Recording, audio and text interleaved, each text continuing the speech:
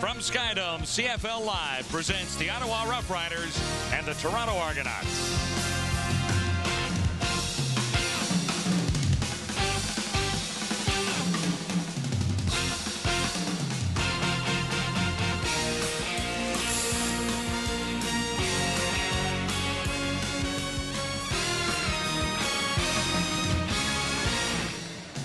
The lid is open at Skydome after a last-second victory in Ottawa Friday. The Rough Riders look for their first road win in 14 games. The Argos have won 2 on the road, but have yet to win on home turf. And it's a perfect night for it, with the roof open at Skydome. The Rough Riders hired CFL veteran John Payne 10 days ago. Payne provided Ottawa with a thrilling win in his debut, but faces longer odds in his second game tonight. And Don Matthews beat up on the Bombers last week, but is still a little snarly over a loss to Hamilton in week number 2.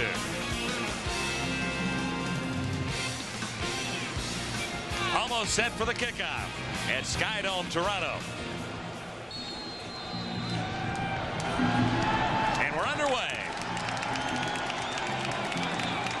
Ken Wilhite beginning for Ottawa. He's out across the 30 to the 35 and brought down there. Rough Rider quarterback David Archer ran his new offense effectively last week. The team has great confidence in his abilities, particularly after he engineered late touchdowns in the win over BC. Johnson Joseph makes his first start with Robert Gordon at the other wideout receiver. Joseph Rogers and Bill Hess begin inside, and Reggie Barnes and Lee Knights are in Archer's backfield. It is 1st and 10 Ottawa out across the 35. Barnes gets the call, and he's got close to 5 yards. Well, I don't think there's any question the Toronto Argonaut defense is so much more improved over last season. Tim Cofield, Alex Gordon at the ends. If they get the good push up the middle from Stewart and Waldrop, they're going to be awesome. What they sacrifice in blitzing ability, they get in coverage with defensive backs Greg Eaglin and Donnie Wilson, and a secondary that really hasn't quite rounded into form yet, but on paper looks like it's a decent one. The gain is 4. This is 2nd and 6. Ottawa approaching the 40-yard line. Archer from the shotgun swings it out for Barnes out of the backfield. Good move by Barnes, but he can't get away from all of those Argos. Reggie Gibbons with a big hit. The gain is 4 yards, and quickly Ottawa's into a punting situation with Lamley trotting out onto the field. Well, there's so many free agents that have signed on with the Toronto Argonauts, Reggie Gibbons being one, and middle linebacker coming into this season was a true question mark, but in the first 3 games of the season, Reggie Gibbons hasn't disappointed anybody, and he shows you what kind of quick range he has to come up and get Reggie Barnes there out in the flat and keep him short of the first down. He's got tremendous speed from the middle. The ex-Argo Wayne Lamley across the 35 to get a low, deep kick away. Jimmy Cunningham back to his 15. Hasn't broken one this year. The Argos are hoping for a little better punt return. And it's Lamley over to slow him down and force him out. One of the things that Don Matthews said yesterday, we haven't had good punt returns because we've had lousy punts to try and field. That was a good punt and gave Cunningham lots of time to set up that return. Doug Flutie has thrown 8 touchdowns and 7 interceptions in his first 3 games. He has good receivers in Masadi and Cunningham outside. Inside, Tyrone Williams and Jeff Fairholm. In the backfield, Mike Clemens and Robert Drummond, who has been superb. What a treat he has been to watch. Robert Drummond with the double-triple last week, 100 yards rushing and 100 yards plus in receiving. And after a 34-yard return, it's first down, and Fairholm makes the first catch of the ball game for the Argos. He's wrestled out by Frank West. Well, a few interesting faces on defense for the Ottawa Rough Riders tonight. A couple former Argonauts starting at defensive ends with Jeff Cummins and Swift Birch. Perennial All-Star Lloyd Lewis, and at linebacker Frank West is actually a cornerback that is playing at linebacker for some coverage help. Don't be surprised if Toronto tries to run at him. Tommy Henry, former Argo, on the corner, more of a halfback. We'll see if Doug Flutie goes after him early. Fairholm picked up 9. This is 2nd and 1. Toronto has a first down as Robert Drummond breaks through. Tough guy to bring down. Frank West was the guy who slowed down number 29, Robert Drummond, averaging 6.5 yards a carry, Lee. And that's something that the Argonauts haven't had in the past few years. You talk about that double, triple a week ago. Those are his numbers on the entire year, but they average over 6 yards a carry. I mean, that is something that we just haven't seen here in Toronto for a heck of a long time. He picked up 21 yards there. 1st and 10 Argos at the Ottawa 36. Flutie looking for Drummond, and I think it was tipped just at the last possible second. Dwayne Knights was in the area covering, number 44. Yeah, that's a nice matchup for Doug Flutie. Robert Drummond on Dwayne Knight. Dwayne Knight's got tremendous speed as a linebacker, but he still can't stay with Robert Drummond. Drummond clocked as a 10-3 100-meter, man, and I mean, that is moving it. That was back in high school. Well, yeah, and he's still got that, and you talk about 6'3", 215, he's got the strength. Dwayne Knight's got lots of speed, but I like that matchup in Toronto's favor. 2nd and 10 Argos. Flutie under the cover has Mazzotti. Mazzotti won't get to the first down area. Stopped at the 25. Mazzotti with his 19th catch of the season. That one for 6 yards. Yeah, and on this opening drive, one of the keys for Don Matthews' offense is the fact that Flutie's had all kinds of time to throw. Ottawa tried to stunt to get some extra pressure, but the much improved offensive line of Toronto gave him lots of time to throw. What I like about Flutie and what he seems to do in every game is at least get his team off to a good start. Don Matthews talked about that yesterday. It seems uncanny how many opening drives that Doug Flutie has result in points, and now he set his team up to try and get 3 points and take a quick early lead. Mike Vanderjagt hitting on 66% of his field goals. Flutie will hold from 32. And no doubt about that one. The Argos score in their opening drive. It is 3-0 Toronto at Skydome. You're watching CFL Live.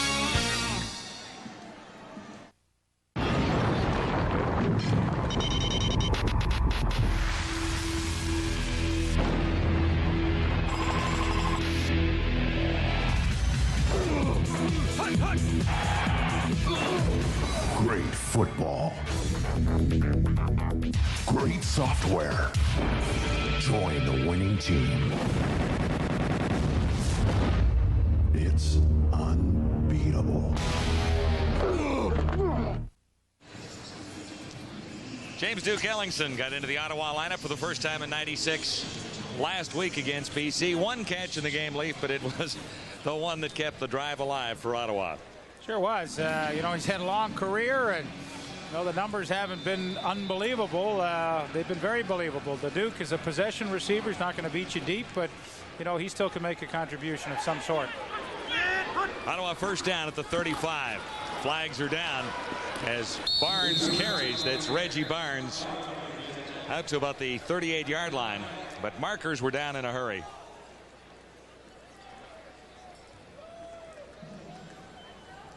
Indication is offside against the Argonauts. Up front with Alex Gordon, Andrew Stewart. Offside. Toronto number 92. Repeat first down. You know, the Toronto Argonauts are just encroaching in that 1-yard zone, and it's Rob Waldrop, number 92, and you know, there's no question he's got to make sure he just gets a yard off the ball, and he didn't jump offside, just lined up in the wrong spot. Couple of sacks for Waldrop already. And at the end is number 56, Tim Cofield, who's rounding into shape after a bit of a slow start because of an injury. On 1st and 5, play action. Archer standing in and threw behind the intended receiver. Rogers with Smith covering number 12. That's Adrian Smith in for Donald Smith, who's on the injury list. Well, he was all over Joseph Rogers on this one, was Adrian Smith, and you'll see right here, I mean, coming from the right side, I mean, that is terrific coverage. Toronto's got, you know, some good people in that secondary. That if they want to take some chances, they can play man-to-man. They just don't have the right linebackers to bring a lot of people. 2nd and 5. Archer looking for the first down. And Lee Knight was tied up. Greg Eaglin, number 13, was covering on Knight. Knight really couldn't get his hands up. It'll be 3rd down and another punting situation. Ottawa. Well, one of the things, the matchups that Toronto likes, here's Greg Eaglin right here, and here's Lee Knight, the number 3 receiver. And when you've got a defensive back playing linebacker, you know, you can get coverage like that. I mean, you lose him briefly there, but, you know, when we get back to it, I mean, you know, he is all over Lee Knight, and that's one of the strengths of the Toronto defense. They match up very well in pass coverage. Lamley's kick higher this time, and no play for Jimmy the Jet Cunningham near the 35. So Flutie onto the field as he engineered a 32-yard field goal the last time he had his hands on the ball. You were talking about how well Flutie has moved the football through 3 weeks in early drives with Toronto. Oh, and that's so important, you know, to try and set the tone of the game early, to get some quick confidence for your team, and it helps the defense too. You know, defense figures, hey, our guys on offense are going to have a pretty good night tonight, and that cranks them up as well. Some pretty good names to top that leaderboard after 3 weeks.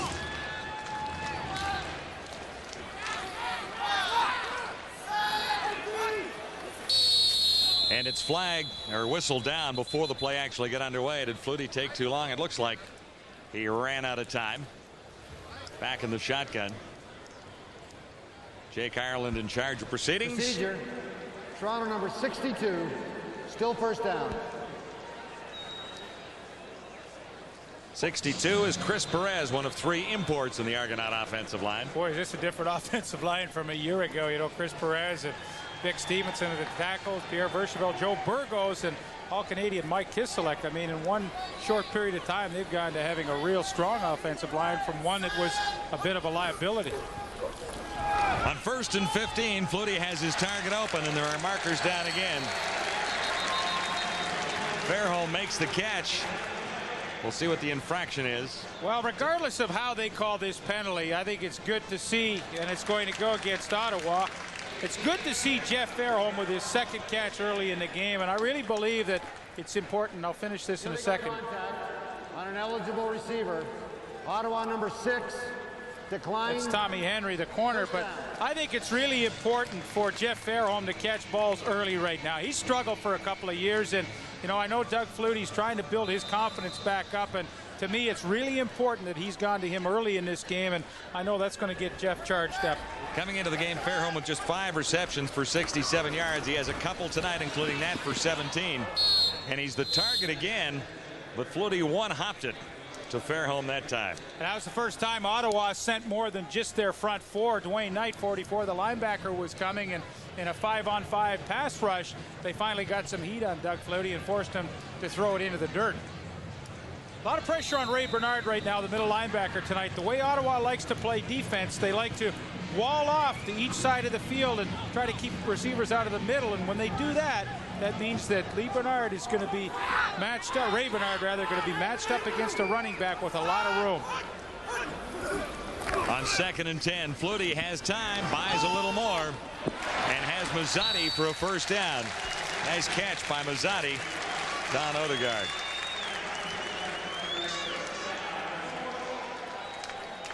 $13-yard gain. And one of the favorite moves for Paul Mazzotti is to take this little pirouette inside and then to the back to the outside. Doug Flutie with all kinds of time to wait till he gets open, and they get the first down, keep this drive moving.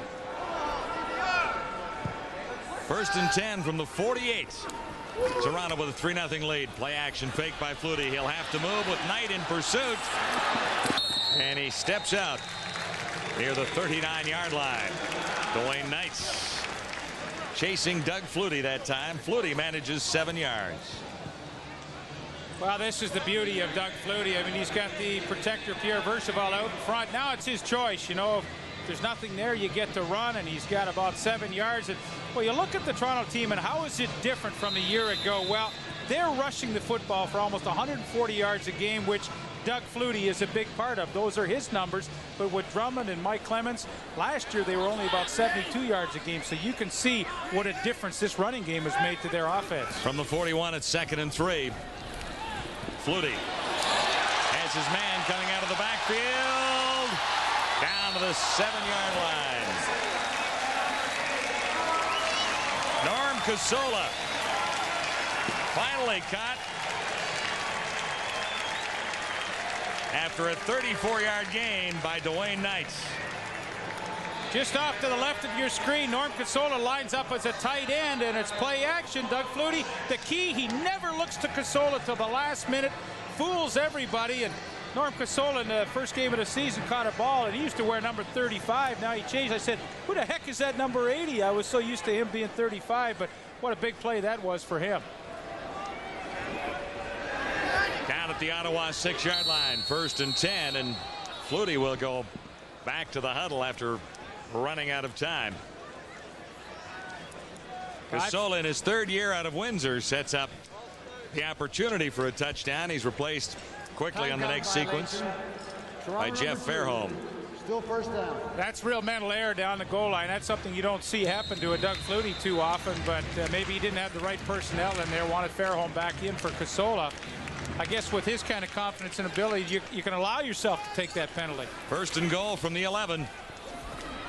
Flutie looking for Drummond, can't get him free. And Flutie steps out near the 5-yard line. In fact, just inside, forced out by Len Humphreys, who had a great game last week. Number 23 for Ottawa. Flutie picks up 7. So he's got a couple of cracks at it from the 4-yard line now.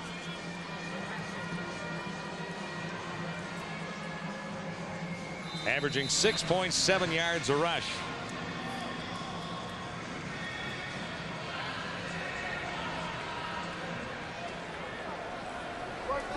Cunningham to the near side, Masati to the far side. 2nd and goal to go, Argos from just inside the 5. Flags are down as Flutie missed his target, looking for Tyrone Williams, number 81. Flag is on the line.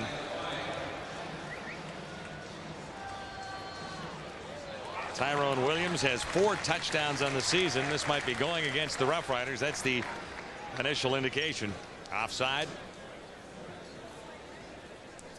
Yeah, he is, I wouldn't call him a pleasant surprise. I think, Doug Flutie, we talked about Tyrone early in the year, what he would give this offense.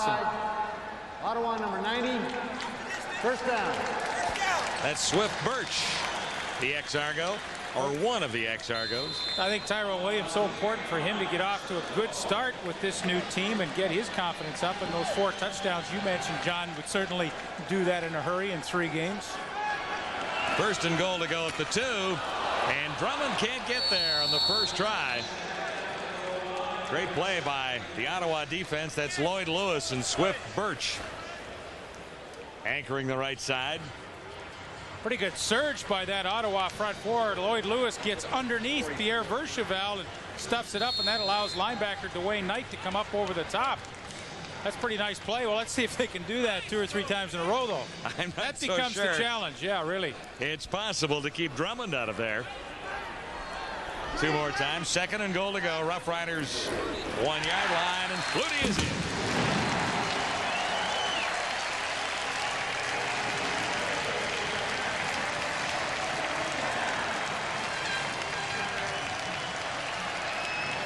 Can't give Flutie too many opportunities. A penalty there gave him 1 more chance at it. And Flutie himself over from the 1.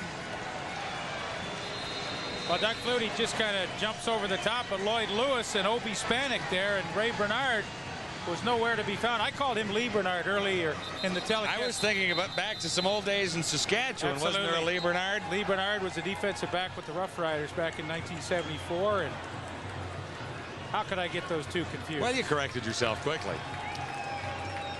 The other Bernard played briefly in Saskatchewan, too. That's right. Maybe that's why I got it confused. Pretty good start for Toronto tonight. You look at those odds makers, and it's uncanny how they predict. And they said 18 points. And the way this one is starting, you have to think that they're pretty smart prognosticators. Well, that's 10.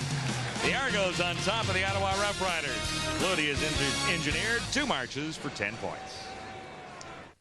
The definition of radical: to depart from the norm, to stand up for what's important with courage and passion. The definition of Canadian, not American. It's time to stand up and get passionate about your country, its traditions, its future. One of these great traditions is football played the way it was meant to be, radically Canadian. The Canadian Football League. It's hard-hitting, it's longer, wider, faster football. Every game is an event, a party. More importantly, it's our game and we won't change it for anyone. The CFL, radically Canadian and proud of it. Now you too can be a radical Canadian by wearing radical hats, t-shirts, sweatshirts, and golf shirts, all from Starter Canada. Get radical from only $19.99. Call 1-800-545-5757. These items aren't available in any store. The only way you can get radical is to call now. Dare to be different. Get radical. Be Canadian. The Canadian Football League is radically Canadian. Call 1-800-545-5757 now. Doug Flutie has engineered another touchdown drive for the Toronto Argonauts, covering 73 yards in 10 plays and finishing off himself with a 1-yard rush. Argos on top of Ottawa, 10-0. Still in the opening quarter, 5:25 to go. You know, this becomes a very critical stage, even though it's early for Ottawa. My, oh my, 2 drives, 10 points, and Ottawa has not done a thing yet on offense. And no first downs. They've got to give their defense a break at least here. Ken Wilhite. Nice return out near the 45-yard line. And finally a little position for Archer to work with. There you see it. Ottawa still searching for that elusive first down, but you know, David Archer's pretty good at understanding situations, and I think he knows right now, being down 10 points, he's got to get something going. He's a good nickel and dime quarterback. He'll read defenses. He's very patient. Will throw underneath coverage, and Toronto will give you a lot of zone coverage, and we'll see after a couple of series now if he hasn't figured a few things out. Johnson Joseph and Robert Gordon are the wide receivers for David Archer. Set up 1st and 10 at the Ottawa 43. Archer looks to throw in a hurry, has a man open far side, good for the first down. That's Johnson Joseph, number 13.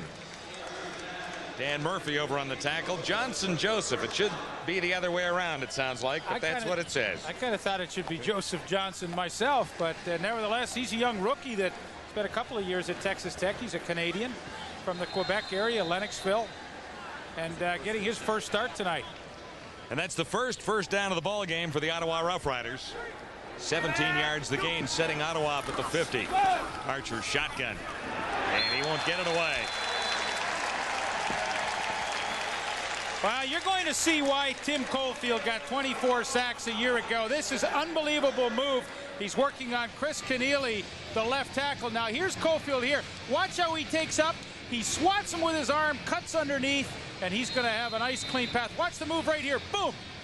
Takes it to the inside, and there it is. Pretty easy pickings for Tim Caulfield, but you can only do that when you got tremendous upper body strength. Loss of 7 yards, and Archer was sacked several times last week by the BC Lions, so he looks right now at 2nd and 17. Standing up and fired that one for Duke Ellingson. Really not much of an opportunity for Ellingson. Well, it's funny, David Archer had very good sight line downfield, and he had Billy Hess wide open in the same area, but missed him and tried to get it into the Duke. So a slow start for Ottawa. This happened against BC last week as well, and Ottawa came back with a big 4th quarter, but I don't think you can spot the Argos too big a lead and hope to be roaring back late in the game. Lamley high. Cunningham at the 20-yard line. First return a little more substantial than that one. The Argos first down when we return. 3 minutes to go. The opening quarter, and Toronto is on top at Skydome. 10-0. Back live at Skydome. Paul Mazzotti had an outstanding year in 1995, off to a good start this year, 20 for 275. Yeah, I told him before the game he projects out to 108 catches on the season right now. He just said, Leifer, it's a long year. I said no, but after 3 games, that's what you project out to. On first down, here's Drummond for the Argos. Barely across the 32-yard line, Robert Drummond. 100 yards rushing last week, 104 yards receiving for number 29 for the Argos. Don Matthews called him yesterday the best kept secret in the CFL. I'm not so sure that's accurate. I think a lot of us knew how well Robert Drummond could play given the opportunity. We saw shades of that when he got playing time in Baltimore. But he did play behind Mike Pringle on second down. Flutie a little high. Fairholm, the intended receiver. He's got a couple of catches already. So with 2:32 to go, opening quarter, Argos on top 10-0. They'll kick it away. You know what? Since Jeff Fairholm lost a step from a few years ago, this is what defensive backs can do to him. Here's Joe Miro, and watch how he challenges Fairholm right now and messes up the play. 5 years ago, nobody would have done that to Jeff Fairholm. Now that he's maybe lost a step, still a good receiver, make no mistake, but teams can do that to him. Vanderjack, high and coming down near the 30. Ken Wilhite weaving his way through and up across the 45 to the 48-yard line. Again, good field position for the Ottawa Rough Riders, and an opportunity for Archer to get things rolling here, down 10-0. 15 yards on the return. Vanderjack got a 50-yard punt away. 2 of 5 for 21 yards so far for Archer, and just the 1 first down.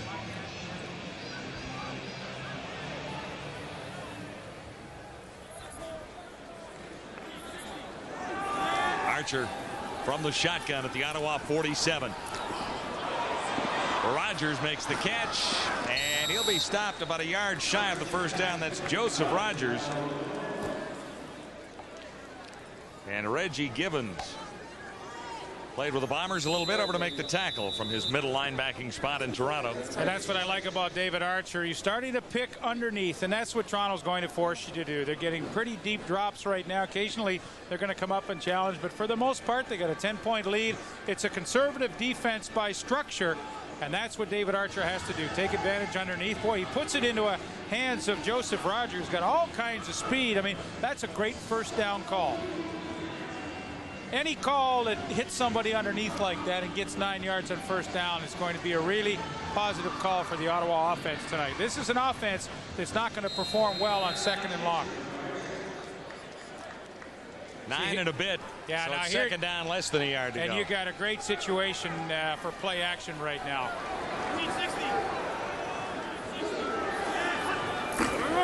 Or quarterback sneak. And Archer keeps himself. But play action would have worked maybe too. Well, I love it. You know, in that situation, I mean, you know, you can fall forward and get the first down on 3rd down gamble. And I've always been a believer that, you know, this is, even if you're not a gambling team, this is your chance to gamble. And you're only going to get so many opportunities like this, and, you know, maybe take advantage of it. Maybe that's why I'm not an offensive coordinator for anybody. And no one's ever asked, right? No. No one's ever asked. How come? From the 52. First down, Ottawa. Archer has a man open. Oh, not quite that time. Robert Gordon got in behind Adrian Smith. Oh, and Bobby Gordon really fooled Adrian Smith. Initially, he ran a slant and then took it upfield, and Adrian Smith had come underneath. He gambled, and he was really lucky.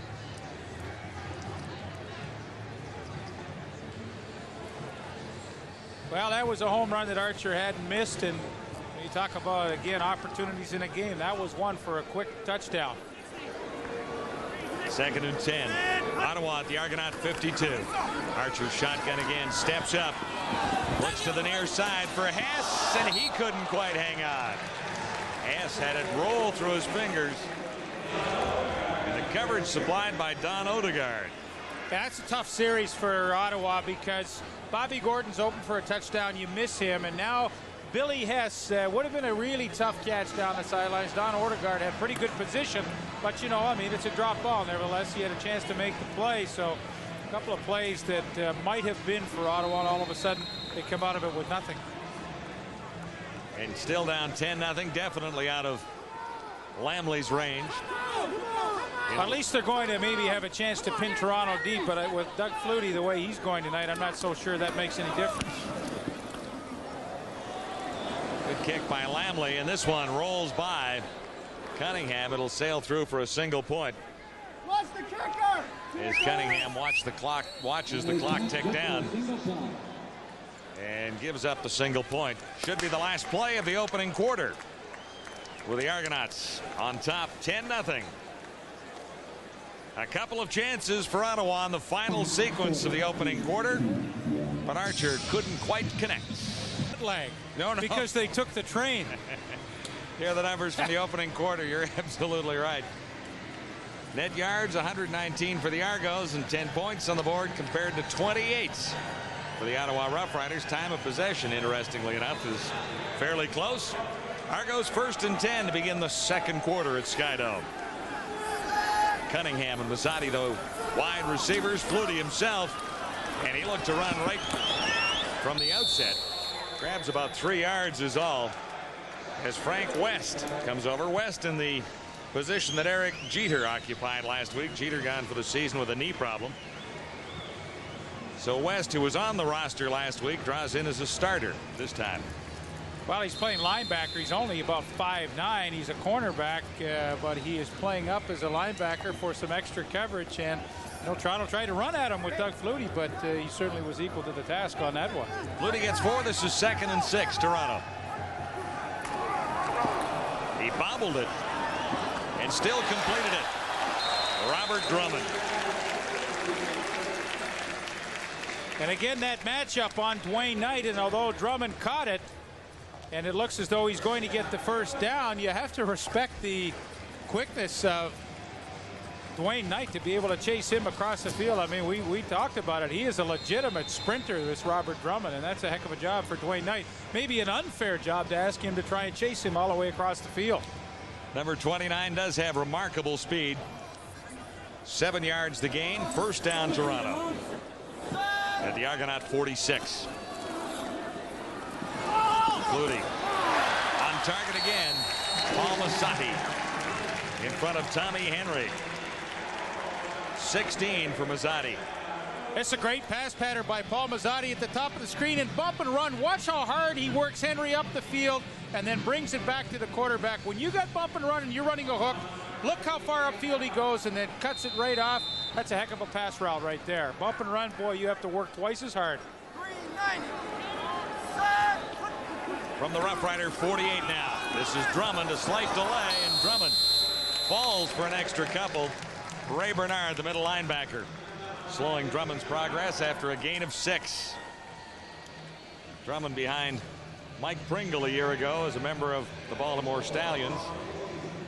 659 yards with Toronto. Yeah, that was his total That's career. over 2 years. Yes. Yeah, I'm sorry. And most of those were in the first year because he didn't play a lot last season.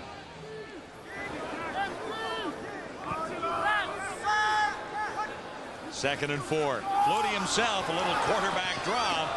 Ran into one of the officials. He'll still have the first down.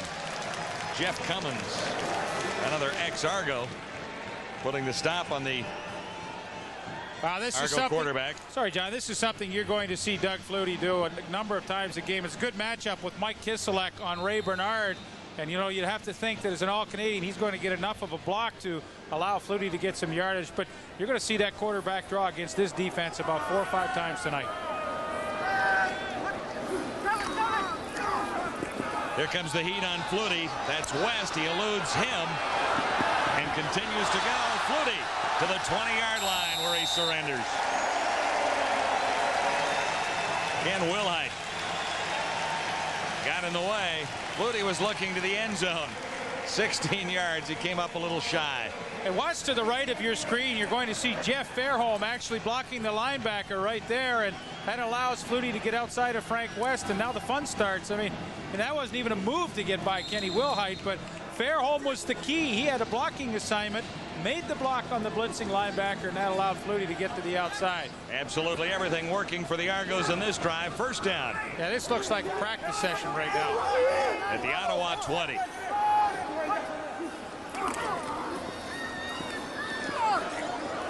Look to the corner. Markers are down.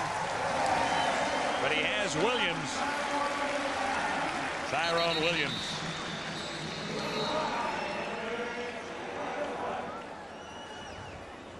Getting better by the game, according to Don Matthews. Number 81.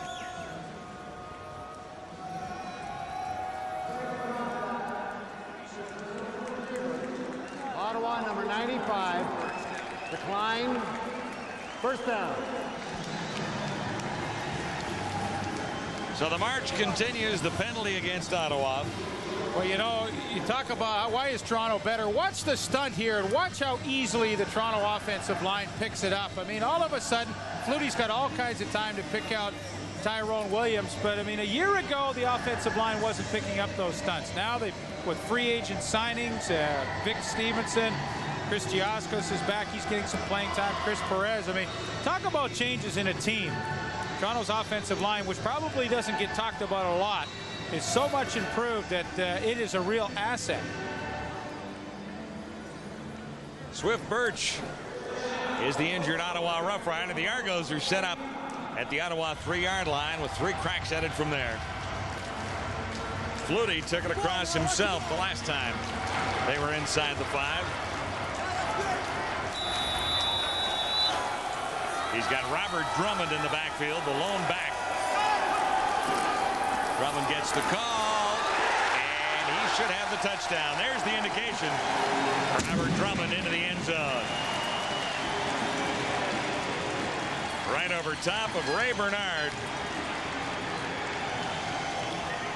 And right behind Burgos and Kiselak.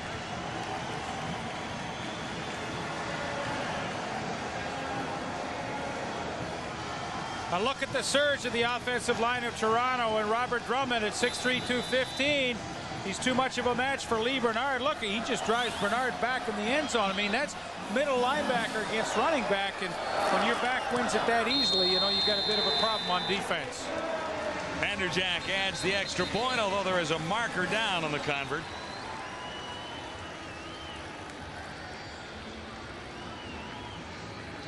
So the Argos comfortably in control at 17-1.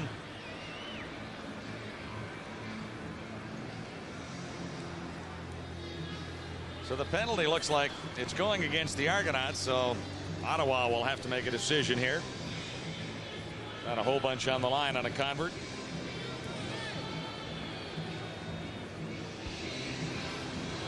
Holding. Toronto number 63 will replay the convert. So Vanderjagt gets another opportunity to practice this. Having a perfect night so far. Vanderjagt good on 1 field goal and a couple of converts. You know, I really haven't seen him kick a lot, John. I went down to warm up and I stood beside him while he was warming up. I mean, this young man has a tremendously lively leg. Now, you always wonder with a young kicker what kind of head has he got on his shoulder in crucial situations, but you know, if leg strength and rhythm is anything, I mean, this kid's got a lot of potential. Out of Oakville, went to West Virginia in his first season with the Argos. And his punting's improved, too. You know, he was coming under fire a bit for that, but right now he's slightly under 44 yards, so he's getting the job done. He made both converts on that play, but it's still only 17-1. Robert Drummond has just scored his 3rd rushing touchdown of the season for the Argonauts. Terrific upper body strength, as you can see from the way he's sitting there. And you can see from what happens here. I mean, here's your middle linebacker, Ray Bernard, and he's actually going to fill the hole pretty well. But, well, you make a great point, John, about upper body strength. Watch this. I mean, here's a shot to bang, stop him dead. But Robert Drummond takes 2 linebackers actually into the end zone. Another look again, and you know, this is tough. You got to square up into the hole, and Ray Bernard never gets square into that hole. And Robert Drummond, you know, I mean, it wasn't easy, but it looked kind of easy. That's tough. 17-1. Argos on top, looking for their 3rd victory in 4 games. A little bounce right to the next guy through, which was Nick Richards.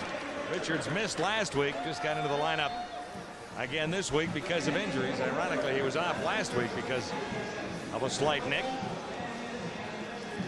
Well, David Archer has to respond pretty quickly with a first down at his own 35-yard line, down 17-1. Yeah, and again, for all the normal reasons, I mean, he's got to give his defense a bit of a break. This defense has been on the field a heck of a lot here in the first half, and they're just going to get worn out. Archer hitting on 57% of his passes so far in 96. Johnson Joseph and Robert Gordon are the outside receivers. Joseph Rogers and Bill Hess are inside. This is Barnes, the running back, getting the call. Greg Eaglin, who used to be a halfback in Hamilton, is a linebacker in Toronto these days.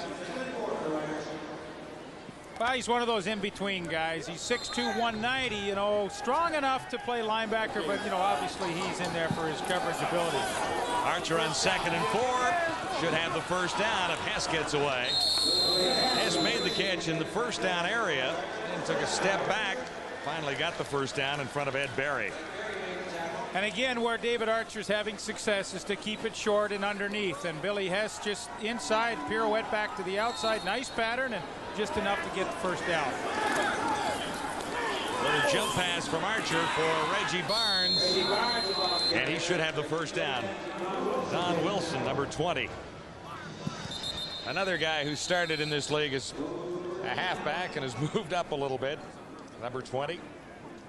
Well, that's a good call, too. Just let Reggie Barnes circle out of the backfield. He catches Toronto in a zone defense. Perfect call against that defense. And all of a sudden you get another situation where you're having positive yards on first down, and you make your life a lot easier with your second down calls. And again, slightly, little bit short, and go deep, young man. They'll have to move the Wilson about 3 inches. But again, a situation where you can take a chance as a quarterback. And, you know, John Payne, I had him as a head coach twice in Saskatchewan and Hamilton. He's not a great gambler. He's a conservative coach. But I think this is an opportunity for Archer to, you know, take advantage and get more than just picking up the first down. 2nd and inches. Not much more, but enough for Lee Knight. I'm going to forget about this philosophy for now. I mean, you wanted a little play action fake and go for 10-12, something like that, and see if you break a tackle out there. Well, it plants a seed, too, for the next time you're in short yardage. And I think that sometimes can help. To the Argonaut 44 with a first down. Ottawa trailing in this one 17-1. Archer to the near side has Robert Gordon. Tough to bring down. Finally flipped out by Adrian Smith, number 12. You know, a lot of people may say, you know, all of a sudden Toronto's playing a pretty soft defense. Not a lot of man-to-man. Again, a zone. Bobby Gordon just to the outside. Finds the soft spot. Good catch. Good throw by Archer. But they say, well, why doesn't Toronto challenge? Well, I think Toronto's defense right now is saying, look, if you can put 10 plays together and score, good. We don't think you can. Here's another Ottawa first down. Billy Hess gets inside the 15.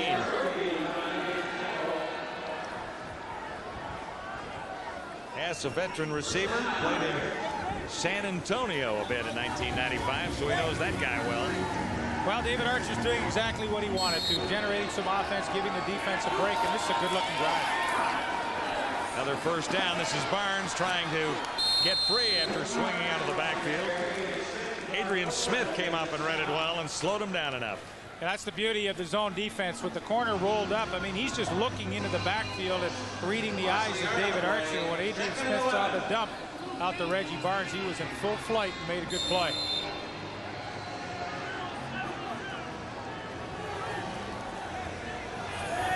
A loss of about a half a yard. Here's Archer.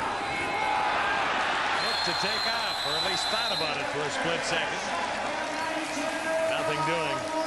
Tim Cofield and Rob Waldrop had him by the ankles. Well, when things aren't going well at compounds, you know, Billy Hess broke free. That's who Archer's looking for, but all of a sudden the pressure comes. He's got Rob Waldrop and Tim Cofield. Waldrop with the initial hit, and Cofield wraps up. So all of a sudden, when it looked as though Ottawa had something building, Toronto's defense stiffens up. Riders will settle for a field goal spotted at the 25. Savvy will hold for Lamley. And he's got that one. He missed a couple last week, but Wayne Lamley has his 4th field goal of the season and goes over 50%. The Ottawa drive stalls around the 30, but they do get 3.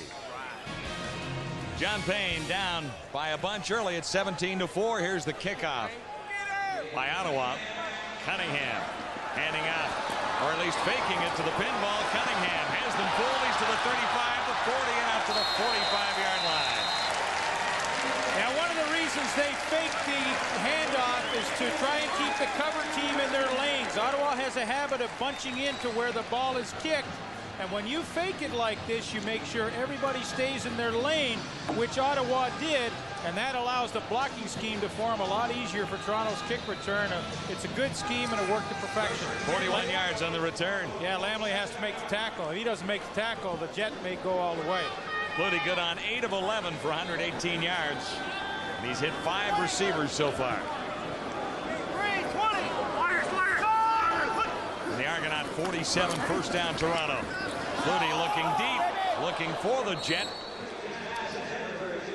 And the coverage that time by Leonard Humphreys. Humphreys played 13 games with the Colts on special teams.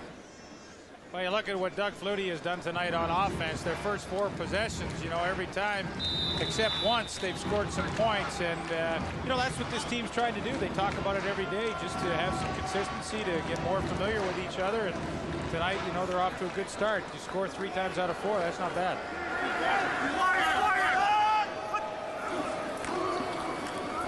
Second and 10. And Williams stopped shy of the first down. Tyrone Williams, second catch of the ball game. And really a mistake by a young player. Well, he's not so young. He just hasn't had a lot of playing time in his travels in the NFL, but you know, hasn't really been a starter since he was at Western. But you know, as he's running this pattern on second and 10, he comes up just a little bit short. And I think the next time Doug Flutie will have a chat with him and he'll say, look, Tyrone, when you get that close, you make sure you go the necessary distance. Don't leave me on 3rd and 1. Great size at 6'5", 220 pounds in his second season out of Western. Came over from the Calgary Stampeders. Vanderjack, high kick. Wilhite at the 12. And stopped by Dan Murphy after an 8-yard return. Timeout at Skydome in Toronto. The Rough Riders battling back.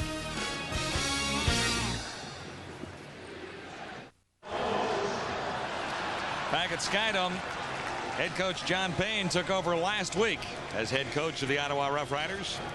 He won 1. In game 2, he's down 17-4.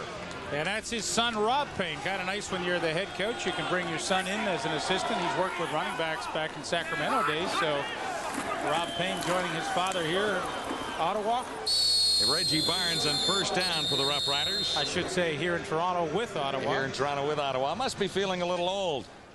Didn't Robbie used to be a ball boy with the Saskatchewan Rough Riders back when you were playing? Yes, he was. And knee-high to a grasshopper. I said I'd get him on tonight because ESPN will tape delay this game. And, of course, they're using our pictures tonight. So Mom Dorothy, who is in Tulsa, will probably get a chance to see her son.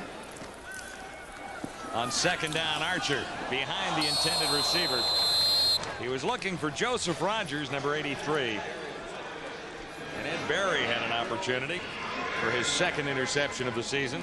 Well, it's tough right now. It's simple. I mean, Ottawa's just not making the plays. I mean, you can talk about enthusiasm level or talent level or whatever. I mean, the bottom line is they're not making any plays. It's 2 and out again.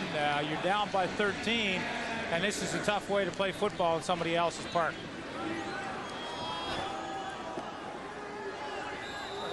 Lamley standing back at his 11. You know, there haven't been many real good hits in this game either. This is kind of a sleeper right now. Toronto's playing pretty well, but, you know, Ottawa needs something to happen. A fumble, interception, or a big hit. Just crank somebody, try and wake your teammates up. Cunningham draws a flag on the return.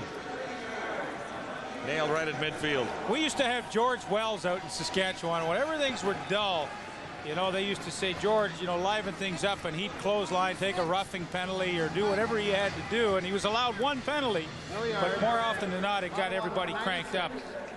First down. Now, I'm not suggesting that that's what Ottawa has to do, but somebody has to reach down and do something pretty spectacular here to get this team out of their funk. Doesn't necessarily have to be a penalty, a big hit. Well, sometimes that helps, too, if it's the right kind. Yeah. Argos with great field position again, set up at the Ottawa 51. Long night for the defense of the Rough Riders already against Flutie.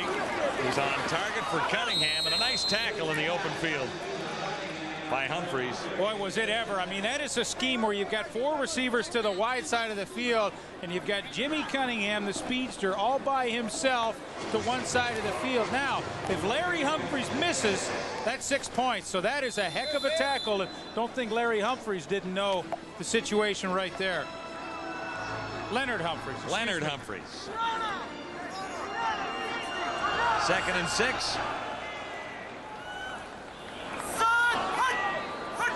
Some early movement, no flags down yet. Flutie throwing on the run, and he one-hopped it for Mike Clemens, who hasn't had his hands on the football that I've seen so far tonight, number 31 for the Argos. No, I don't know that they know what to do with Mike Clemens right now. He's not going to be the running back. Robert Drummond's going to take care of most of that, and you know, he's only caught 0 passes. 0 tonight. He's caught 15 balls in 3 games, so he has made a contribution. Jimmy Cunningham's doing most of the kick returning, so no, they're searching Adam Rita right now to find where he's going to make the most useful contribution. I'm sure it's going to be as an inside number 3 receiver.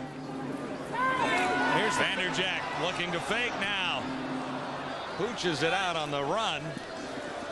Not quite out of bounds. Here's Wilhite. Has a chance for a return. I thought Vanderjack was just going to chip that out of bounds. He looked awfully calm out there on the play. Got desired results, pinning Ottawa deep and allowing 0 on the return. Big smile for Big Mike. Halftime, we'll get a little closer look at Robert Drummond. Our fearless foursome and John Leif will give us their first half thoughts on what has taken place so far. Let's head back to Skydome. Well, this was a play that Toronto put in specifically tonight for Ottawa. They thought they could hit it on a punt cover. Here's Tyrone Williams in the game, and Don Matthews told us to watch for this. Well, he doesn't get open, but boy, give Mike Vanderjack a lot of credit. I mean, he's an ex-quarterback in high school. He's looking for Tyrone. He says, no way. But he still has enough time, and that's a heck of a kick into the corner. So, I commented on him earlier.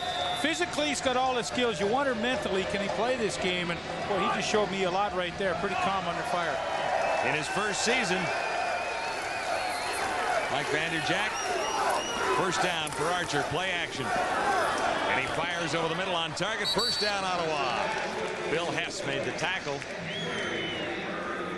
Billy Hess is going to catch a lot of balls with David Archer this year. He's the perfect kind of inside receiver for Archer, a guy that reads coverages well, a good possession receiver. He can go deep, but he is tough in that 12 to 15-yard range, and I think he's going to catch a bunch this year.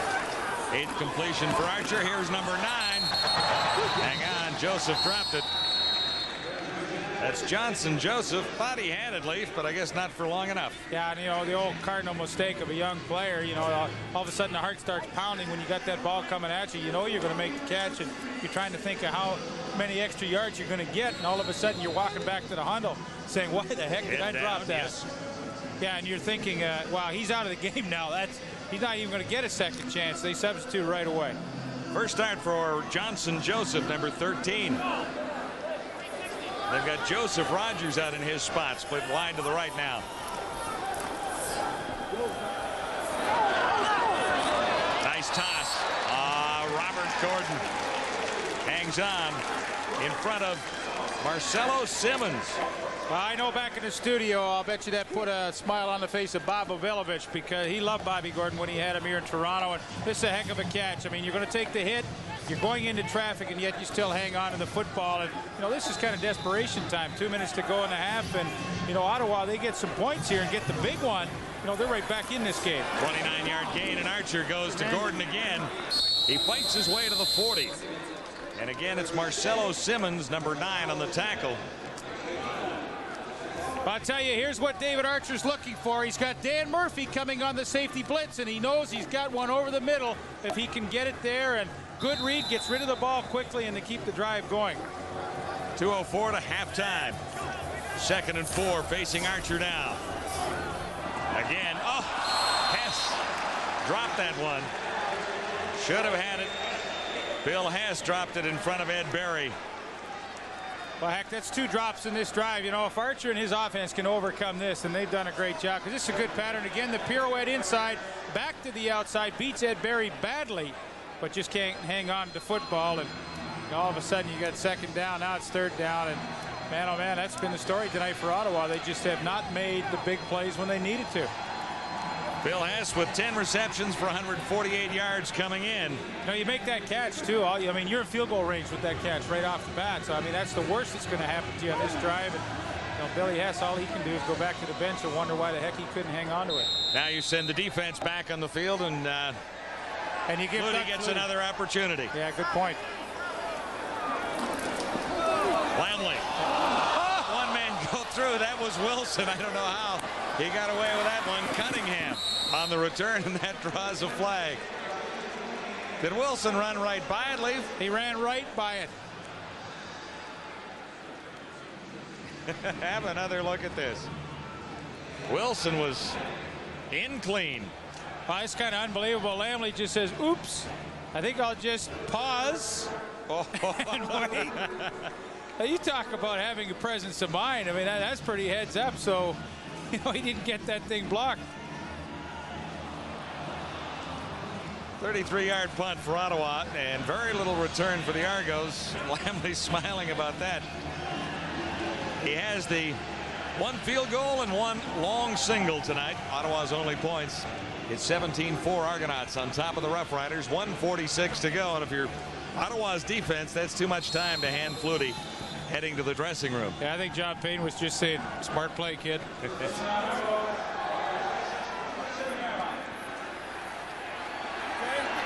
Argos at 2-1, Ottawa at 1-2. Flutie at the controls for Toronto. Beginning at the Argo 26, and here's Drummond, slowed from behind, and then a good tackle at the 30-yard line by Jacobitz, number 20. Played a few games for the Winnipeg Blue Bombers.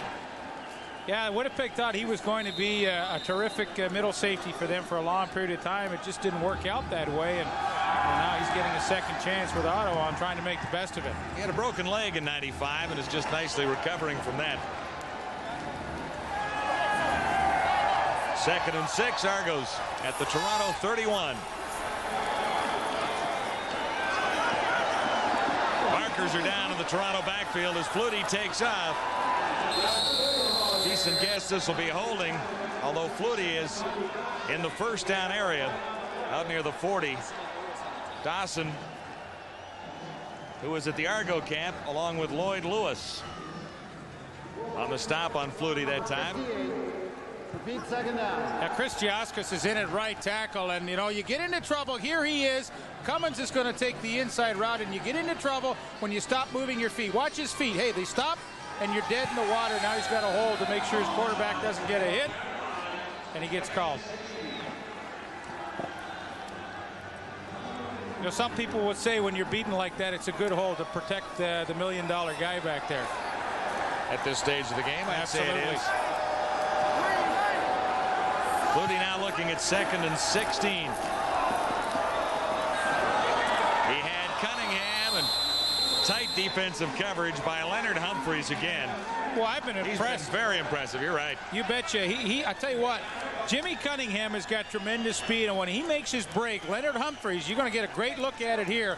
Watch how he breaks down and closes the gap. Now, boom, accelerating through the football up over the top. I mean, you don't play corner any better than Leonard Humphreys just showed you how to do it right there. He had a solid game against the Lions last week. Vanderjack, high, deep kick, coming down to Wilhite.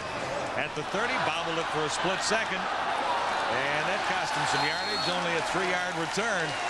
Good coverage by the Argos special teams. So that gives Archer 57 seconds to work with. He's had some opportunities. He's had some drop passes. Well, the numbers really don't reflect how well he has played in this first half. You look at Johnson Joseph dropped one. Billy Hess has dropped one that I can recall. And in the first quarter, there were a couple of drop passes, a little more difficult catches late, but possibles at least. Well, I heard David Archer on a local radio station yesterday doing an interview, and he's such a well-spoken guy. He's so positive, and you know, if they can win some games in the city of Ottawa, I'll tell you, those fans are going to love this guy up there. 57 seconds till a half. Archer on first down, almost picked off, And there were a couple of Argos who had a chance at it. Adrian Smith, number 12, had the best opportunity. Sure are seeing some terrific play by the corners out there tonight. Just as Leonard Humphreys on the last series made a great play for Ottawa, Adrian Smith almost comes up with the interception right here. Ball wobbles and hangs just a touch, and that allows Smith with his speed to cut underneath Joseph Johnson. Johnson Joseph. Doesn't make any sense. Johnson Joseph is the way it's supposed to go. And this time, Joseph is split to the near side, number 13. 2nd and 10. Archer getting a little heat here. And another drop pass, this time by the veteran Reggie Barnes. No one can catch a ball for Ottawa tonight.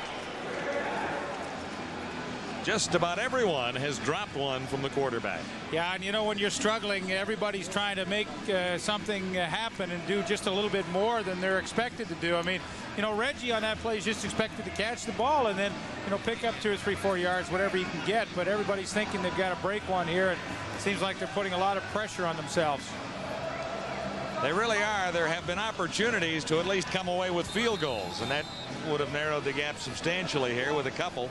Well, you look at the way this game has gone, 17-4. Heck, it's certainly not out of Ottawa's reach. They just have to win at halftime and, you know, just say, listen, guys, we just got to start making some plays. It's as simple as that. It's not rocket science. It's just catch the ball and let's proceed. Lamley matches the punt almost to Vanderjack, who nailed a 60-yarder. And now with 34 seconds to go, Fairholm. And the Argonaut offense trotting back onto the field. Well, he had it all. You look what he did with Saskatchewan. Those are the numbers, career, and what he's done in Toronto. And you look back, 91, 92, and 1993. He had 70, 74, and 72 catches, respectively, that went on to create that 340 total. 3 1,000-yard seasons in that area. Man, he back to back. For 3 years, he lit up the league, and he's lost a step. He'll admit that, but he's still got some skills. And there you see his numbers from tonight. And I think that don't be happier than Flutie if Jeff Fairholm had a resurgence and made an enormous contribution. 34 till halftime. Flutie to the near side. And he missed his target that time. And what a free shot for Leonard Humphreys. I mean, he had some malice in his eyes right there as he had the little guy stretched out, and it was an opportunity to unload and put a little message hit on him for later. Boy, he's had a quality first half. Now this is message time right here. Drill him. And he may not want to come into your area so aggressively the next time. 2nd and 10 for Flutie and the Argos. 29 seconds till the half. Toronto on top by 13. Markers down. Flutie is nailed. Argos allowed 5 sacks coming into this one. Flutie down for the first time. And the penalty goes against Toronto. Timing has not been perfect for the Argonauts so far this season, and Don Matthews was talking about that the other day. Starter number 81 declined. 3rd down. It was interesting. He said, you know, even if we're well ahead of teams in the 4th quarter, if that should happen to occur, I'm going to leave my first stringers in because they need lots of game playing time right now to get everything coordinated. Into the final 23 seconds now as Willite drops back. Along with Robert Gordon. Vanderjack taking his time to get this one away, so they'll take a slight delay. Well, Ottawa calls timeout. The clock was just running down. They were going to kill the half. And pretty smart coaching move by John Payne to stop the clock and at least allow his team either a chance at the block or to set up a return with 14 seconds to go. If they had a good return, they may have a shot at a field goal. But there's not too many things that John Payne hasn't seen or will miss coaching during a game, and I think that's one of the real stabilities that he will bring to this team. You know, he talked about David Archer last week. He said Archer put in most of the offense and should share a great deal of the credit for their win. Gordon bobbled it and barely got 2 yards on the return. Ken Benson leading the Argonaut tacklers. And Archer trots out for One last chance, 5 seconds on the clock. Do you put this one up and just say a little prayer? I like your style. Yeah. Of course, they weren't listening to you in the first half when you wanted play action on those Nobody does. second and inches. Why should they be any different?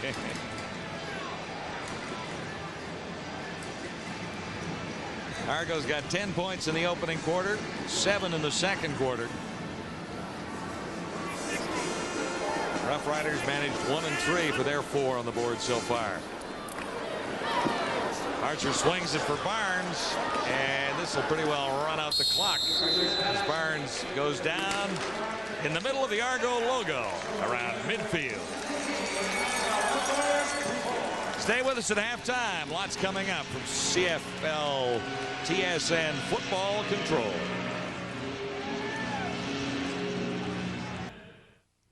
Welcome back to the studio. At the half, the Toronto Argonauts with a comfortable 17-4 lead. For their thoughts on that first half, here are John and Leif. Darren, we'll look at the stats in just a moment, but when you look at what happened to the Ottawa Rough Riders, there are just too many drop passes from David Archer. Well, there certainly was. I mean, here's Archer, 11 of 21 in that half. He could have easily been 15 or 16 out of 21, and then instead of 17-4, maybe it's 17-all or closer. Well, at least a couple of field goal opportunities for the Ottawa Rough Riders. Let's take a look at the stats now, brought to you by Subway. As you look at the net yards, 169 for the Argonauts, 152 for the Ottawa Rough Riders. Time of possession, 13:55 compared to 16:05. Ottawa could have been a little bit closer. I don't know that they deserve to be completely, but they could have been closer. Well, I think the message for Ottawa is clear. I mean, if you don't make mistakes and you have some productivity out of your people, you got a chance to compete in this game. If they don't and Toronto starts to wind it up, Toronto's kind of went back into second gear in that second quarter. Toronto winds it up, they can win this game easily. You know, it's still a toss-up. 18 points, haha. Yeah, it's not all that much to overcome for David Archer and the Ottawa Rough Riders if the receivers hang on to a couple of balls in the second half.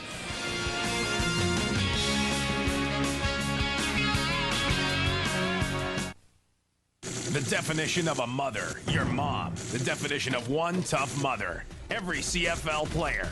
When it comes to football, there's only one way to play it. The right way. Our way. Radically Canadian. The Canadian Football League. It's our game. It's longer, wider, faster, and more exciting. Every game is an event, a party. Canadian football has been a tradition for over 105 years, and it's still kicking. The CFL. Now you too can be a radical Canadian by wearing radical hats, t-shirts, sweatshirts, and golf shirts, all from Starter Canada. Get radical from only $19.99. Call 1-800-545-5757. These items are not available in any store. The only way you can get radical is to call now. Dare to be different. Get radical. Be Canadian. The Canadian Football League, it's radically Canadian. Call 1-800-545-5757 now.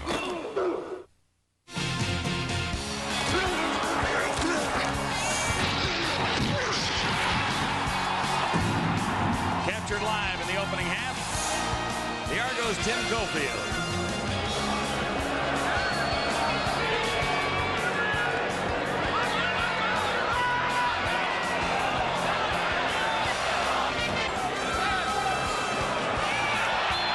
To Archer there.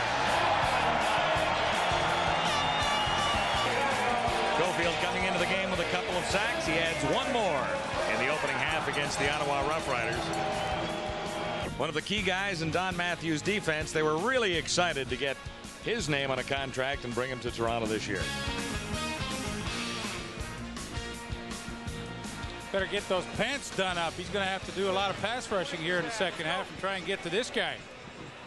Well, you have to feel sorry for Archer. I mean, he didn't have a bad first half. Here's how they match up. And, you know, as I said on camera a few minutes ago, had his receivers hung onto the ball, he would have had a very impressive first half. Doug Flutie, great start as we've come to know from him this year, but the second quarter was pretty mediocre quarter for his club, and I'm sure they've discussed that at halftime. And one of the things that Don Matthews talked about with his team yesterday, and I was able to overhear their talk at the end of practice, you know, the intensity level has to be there, the emotional level has to be there, and you know, you can't provide it for the players. It has to come from within, and I think at this point they didn't have that in the second quarter, and I'm sure they discussed that at halftime.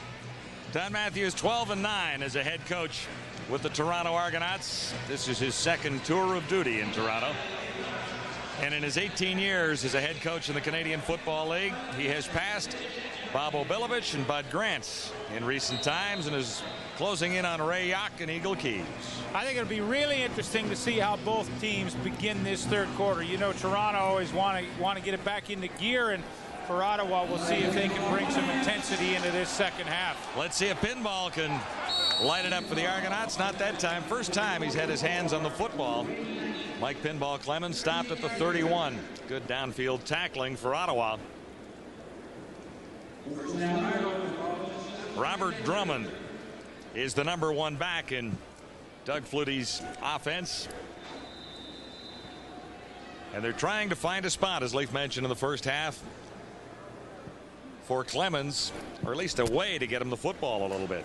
Well, it has to be as a pass receiver, and they've yet to go to him tonight. So we'll see. You know, in the second half, maybe one of the adjustments maybe they would have talked about. Flags are down as Flutie goes to his left. He's on target, short of the first down. Joe Miro on the tackle. And they hit Mike Clemens, so they get him involved early here in the third quarter. Offside. Ottawa number 90. Decline. A couple of penalties called on Swift Birch, the former Argo, here tonight. Again, he was just lined up in the neutral zone. I mean, he didn't jump or anything. He just lined up in there.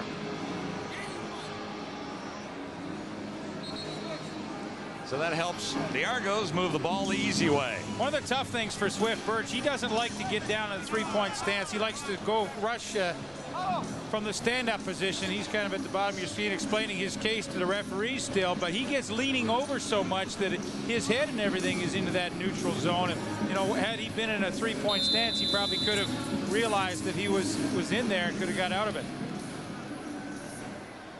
It'll be 1st and 10 Argos. Ball at the Toronto 43. Yeah, there's his stance there. See, you know, his head, you know, can be in that encroachment area. Flutie shotgun. Lots of time, and he's on target for a first down. Tyrone Williams, number 81. Call it a gain of 13. Third catch for Williams.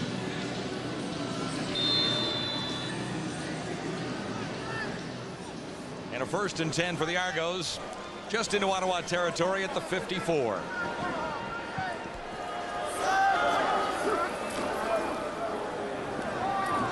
Flutie to his right has Fairholm. Fairholm has the first down.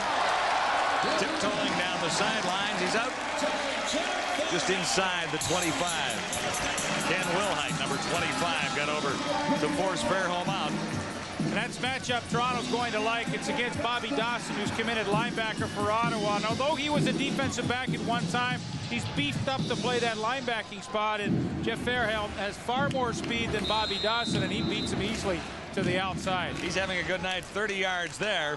Third reception for 56.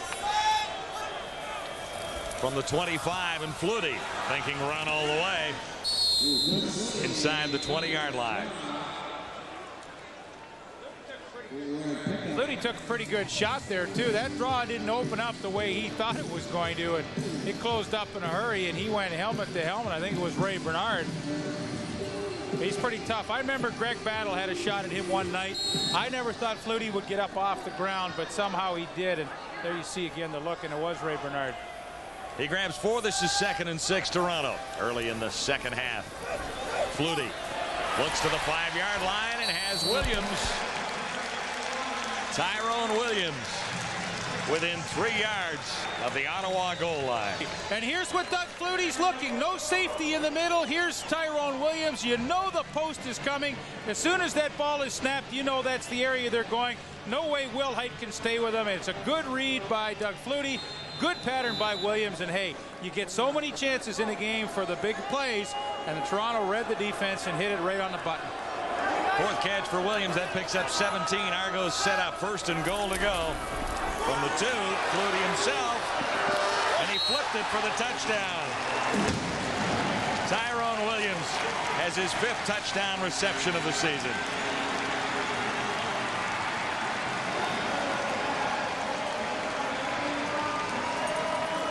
Don Matthews calls this fast break football, and Flutie plays the point guard. Looked like one here. And the key is to play action. I mean, it allows Flutie to come out with no blocking. Watch to the right of your screen. Dwayne Knight just gets caught enough. He's got great speed, but not enough. And, you know, that's like a basketball pass. I mean, that's the most unusual forward pass you're going to see, and yet it results in a touchdown. End over end, right into Tyrone Williams' hands. Made it look easy on that sequence. Doug Flutie and the Toronto Argonauts improved their lead to 24-4.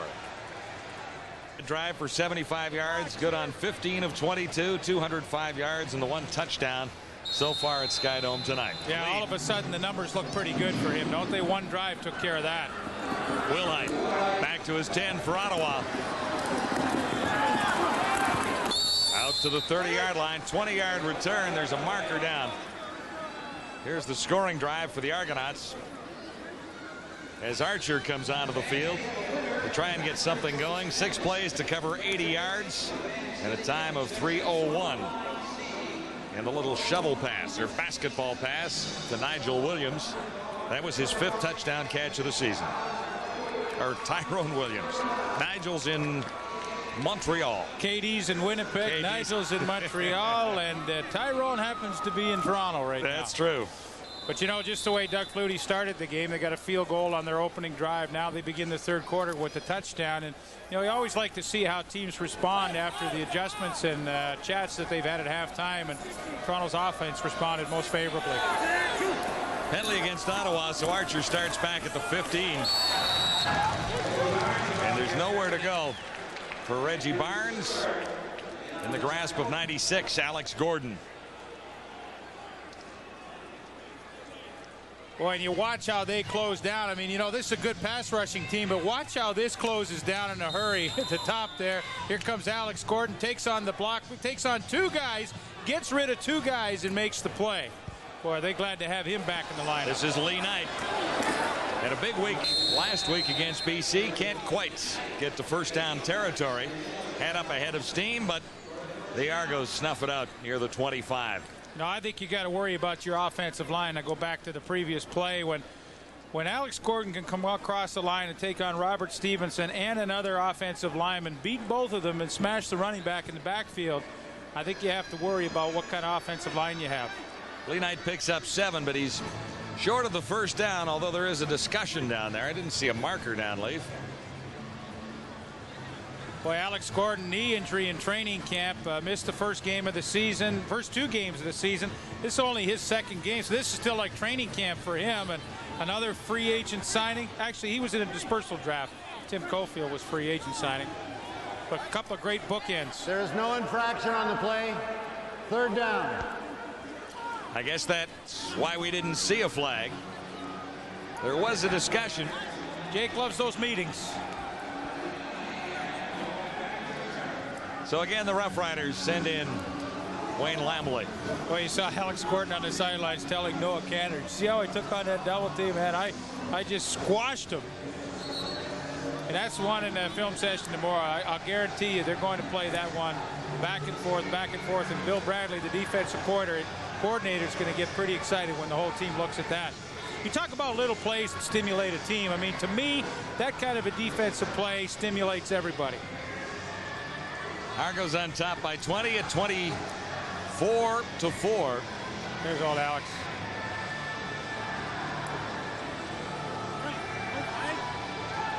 Clock is apparently malfunctioned, so they're resetting that.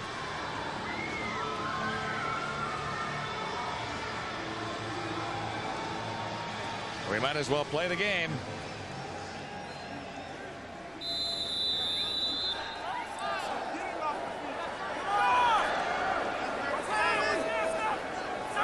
Lamley is finally ready, standing back at his 10. This is Cunningham at his 45. Had a big run earlier. This is kind of nice too. Down to the Ottawa 45 and across. And great field position for Flutie again after a 21-yard return. Montreal in British Columbia against the Lions on Friday. Both teams looking for their first win. Kind of a critical game in week 4 already. Well, I think critical for fan support in both cities. You know, obviously only one team's going to win. But I think the fans in BC and in Montreal are probably not too excited about their clubs right now, both off to rough starts. You can't give Flutie this kind of field position. Starting at the 45. Williams, the intended receiver, took a pretty good hit down there. And again, Humphreys. In zone coverage, you can look into the backfield and you can cheat and you can read those plays. And Leonard Humphreys, who's shown his ability to hit, he put a good shot on Jimmy Cunningham earlier, had an absolute free shot here at Tyrone Williams. And just listen to the sound when he makes contact.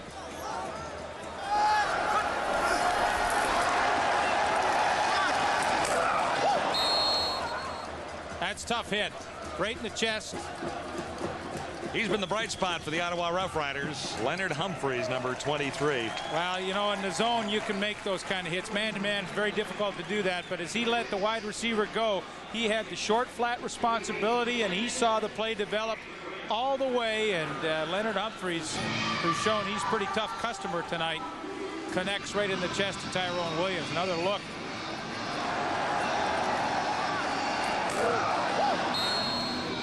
I mean, that is a football sound. I mean, we try and show you some sounds every once in a while to create the atmosphere. And let me tell you, that is a real ground level football sound. And good to see Tyrone Williams shake it off and get up.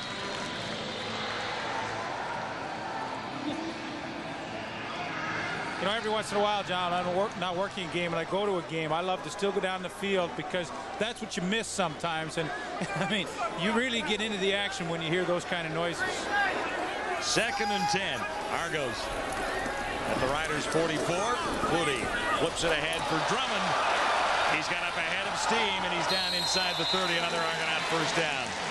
Humphreys over to make the tackle from behind with a little help from Dwayne Knight, number 44, 16 yards the gain. Well, it's a great looking play. Here's Drummond here, but watch the offensive line. All the flow is this way, and then Flutie just back here with one blocker coming inside. And, you know, this is a neat play. I mean, let's get all the flow going that way, and then you get the guard, Pierre Vercheval, scooping around from the backside to get the block on Dwayne Knight.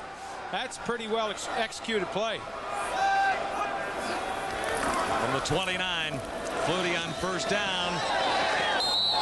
Just missed his intended receiver, Mike Morreale, number 78. And he's in while Tyrone Williams clears the cobwebs out. But, you know, that particular pass right there was a pass that Doug Flutie could do in Calgary all the time with Pitts and Sapunjas.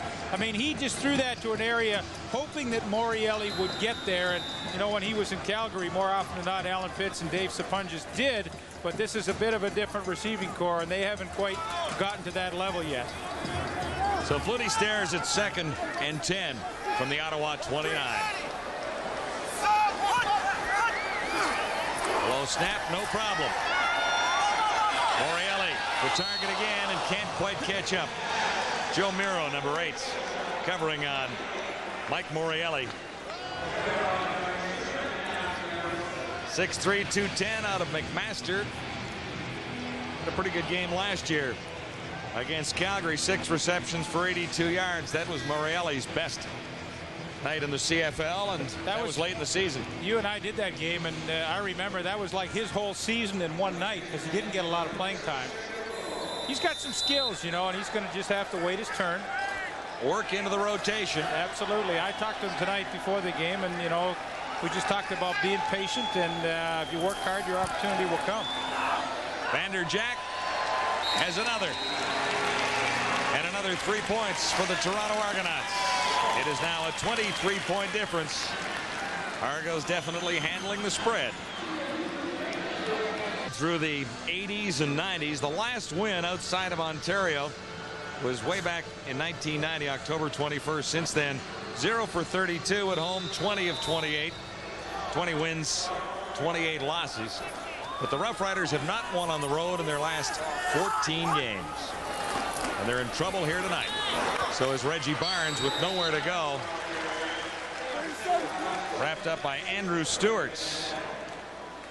Well, there's been a lot of positive changes to this Toronto defense, but I think you look at Andrew Stewart as one of the big changes. I mean, you need two good tackles to push the pocket for guys like Alex Gordon and Tim Cofield coming off the edge, and I don't think there's any question Andrew Stewart's going to give that to them this year, and he's happy to be in Toronto too. This is where he's from. Archer facing 2nd and 12, and he won't get it away.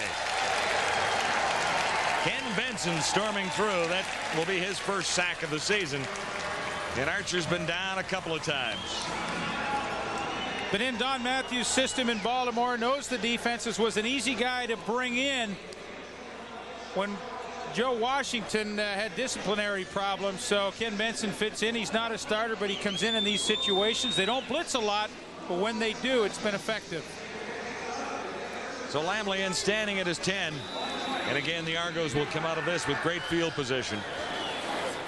They don't need much more. 27-4. 7:22 to go, third quarter.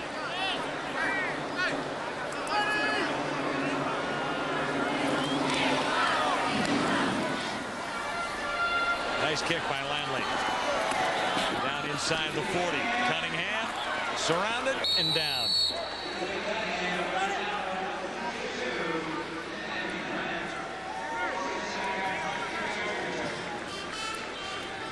"51-yard punt, a 4-yard return." Doug Flutie has engineered 18 first downs for the Argos so far, compared to 9 for the Ottawa Rough Riders. There's the difference in yards racked up by the quarterbacks. Wow, he's such a fierce competitor, and I would have to think that that second quarter probably ticked him off. And at halftime, you know, they just talked about it and said the third quarter's got to be our quarter here at home. We're in our park. Here's Robert Drummond, and he's a fine running back. Remarkable speed, averaging 6.5 yards a carry, and Drummond has a first down all by himself. Joe Burgos played tackle a year ago. He's moved to guard, and he has enough speed to do it. Watch him on the counter here as he comes across with Drummond and leads him around the corner. Good block on Swift Birch to get Drummond up the inside, but that's again another subtle change for Toronto. They moved Burgos inside, and he has enough speed to be able to make that play. Flutie may take off himself. Pitched ahead again for Fairholm for another first down. Ken Wilhite over on the tackle. It's almost like an option play. Well, it is an option play, and I mean, this is a terrific style of offense for Toronto. I mean, now you've got the option. You're playing a game against Swift Birch. He has no chance, and then when somebody tries to come up, you've still got the option to throw, and you complete it to Fairholm. I mean, all of a sudden, you got 3 options on one play, and you put the defense in a tremendous bind. This is a fun offense to watch right now. Another 16 yards for the Argonauts, and Doug Flutie with 5:29 to go, third quarter. Toronto first down at the 41. Flutie stands back and fires this one. And Williams back into the game after being shaken up. Makes the catch. He'll be short of the first down. Give Williams 5 more yards.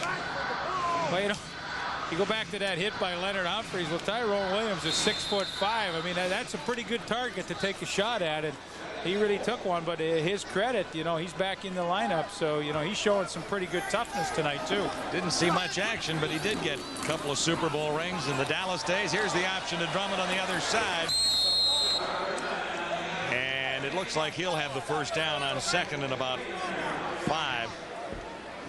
Well, this is a great game. Here's the game they play on Swift Birch, and watch as he goes to Flutie. As soon as he makes his move, the pitch goes out, but it's a game 1-on-1, Swift Birch, and there's probably nothing he can do right.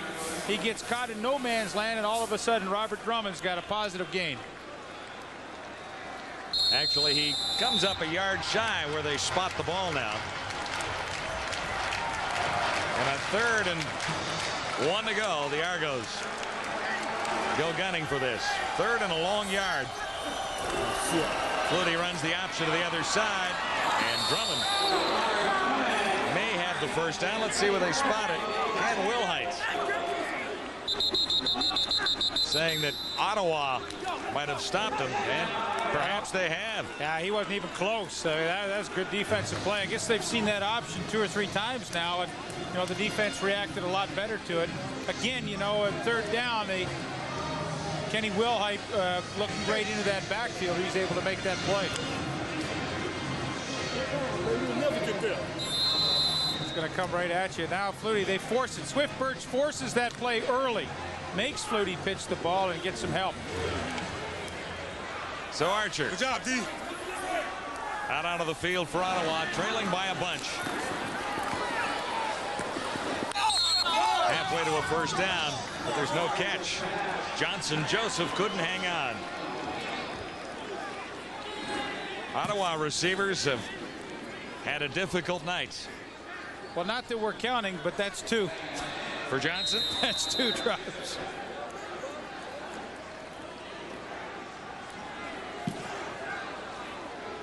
Well, I think everyone's taken a turn at dropping one of Archer's passes so far tonight.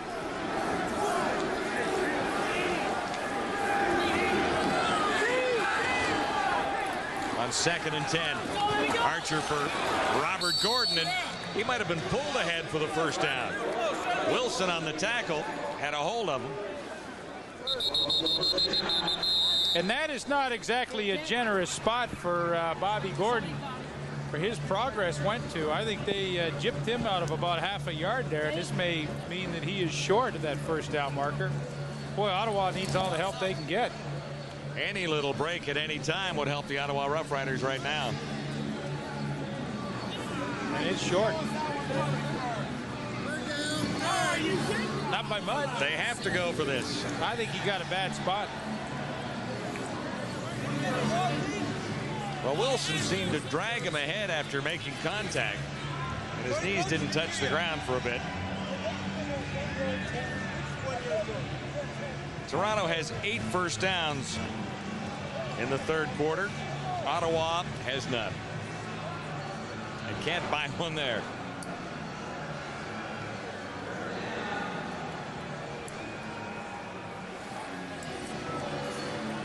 Third down, less than a yard to go. David Archer and the Ottawa Rough Riders down 27-4.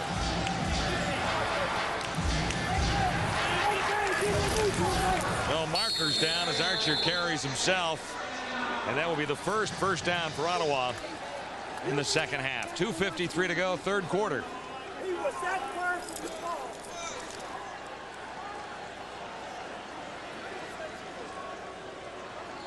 Biggest change in the Ottawa Rough Riders this week. The new president, Jim Durrell, the former mayor of Ottawa, takes over as Leo Cahill's boss. Yeah, I think that's really a positive move. You look at the structure of this club, and I think they need corporate credibility right now. And no question, Jim Durrell will definitely bring that to the club. David Archer on target. That'll be a first down out at the 45-yard line. Joseph Rogers, number 83. 14 receptions, 241 yards, and 3 touchdowns coming in. A big 22-yard gain for Ottawa there by Rogers. Yeah, and he had a great game last week against BC. Sure impressed me with his speed, and that was a good corner pattern on Don Odegaard. This is the distribution of David Archer. Has been staying in the middle a lot with those dump passes to his backs. Archer for Reggie Barnes. He lost the ball and got it back. He made the catch, then fumbled. Grabs a couple of yards. Again, 2nd and long. And it really is the Toronto defensive philosophy to make teams do this. Make them put a lot of plays together to score, and they're feeling more often than not his offenses are going to make a mistake, which Ottawa has tonight, and shoot themselves in the foot. On 2nd and 7, Archer running for his life, but he can't escape. Tim Cofield ran him down, number 56. 3-time CFL All-Star. Led the league in sacks last year. Had a couple coming into tonight. Well, Tim Cofield up to the right of your screen gets his 2nd sack of the evening, and this is just hard work. He's coming on a stunt, and yet he still has the ability, when Archer breaks containment, to get to the outside and run him down from behind. And Well, it's no wonder why he had 24 last year. I mean, you look at his career coming into tonight, 75 games, 69. So now 76 games. He's got 71 sacks in his CFL career. You talk about consistency, that man right there has it. Will Johnson's the only other guy that I could think of that has that same kind of consistency rushing the quarterback. Lamley across the 45, got a charge from Wilson. Great kick by Lamley. Down to the 1. Cunningham. Like a water bug down there. He's out near the 10-yard line on the return. Timmy Cofield, a couple of sacks tonight. The Argos lead the way. It's 27-4. And go deep at Sky Dome with the Blue Jays and the Tigers tomorrow night. Flutie's had great field position for the entire second half until now, beginning at the 10-yard line. Drummond out to about the 12. Time ticking down in the third quarter.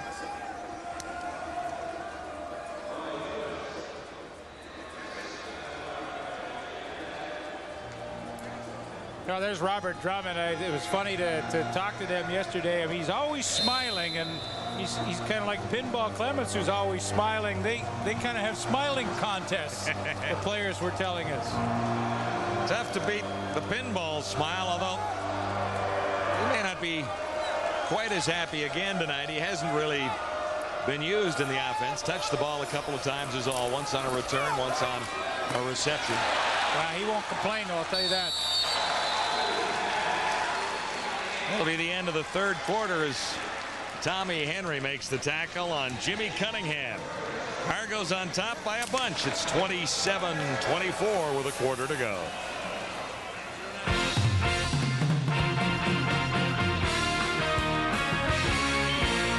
CFL Live at the Quarter. Brought to you by Subway. Try Subway's great tasting classic Italian BMT. Welcome back to the studio. On that last play, the coach is going, hit him right in the mouth. You got to run right through him. You got to go after him, Bobby. What are you doing there? But you do. You get very few opportunities at Doug Flutie, and when those opportunities come up as a defensive player, you got to make him pay, right, Les? Oh, most people don't even get a chance to get a shot at Doug Flutie like that. And he had a clean opportunity to run right through the guy, and no one blocked him at all, and he ended up stopping and dancing around, thinking that Doug's going to run around him, and then he completes a pass. You know who's looked really good defensively for Ottawa is Leonard Humphreys. He's laid a few hits out and made some fine defensive plays, and Ty Williams will tell you that. And I can't believe this kid is a corner. I mean, as a corner, he's a rookie playing that good. I picked Derek Greer for the Hamilton Tiger Cats to probably be the best secondary, guy in the CFL that I know of for sure. But this kid is playing. Yeah, he's got really good feet. He stays on the ball really good and knows how to come up and lay a lick too. Hey, Les, quick point. You know who I feel sorry for this week is Jim Durrell, the former Ottawa mayor, took over this week as the Rough Riders president. He's got a hard sales job. His main function will be to try to go out and gain corporate support in that Ottawa community, or even find some partners for Horn Chin. And I'm telling you, after this bit of ineptitude tonight, I don't like his chances for gaining that support that quickly.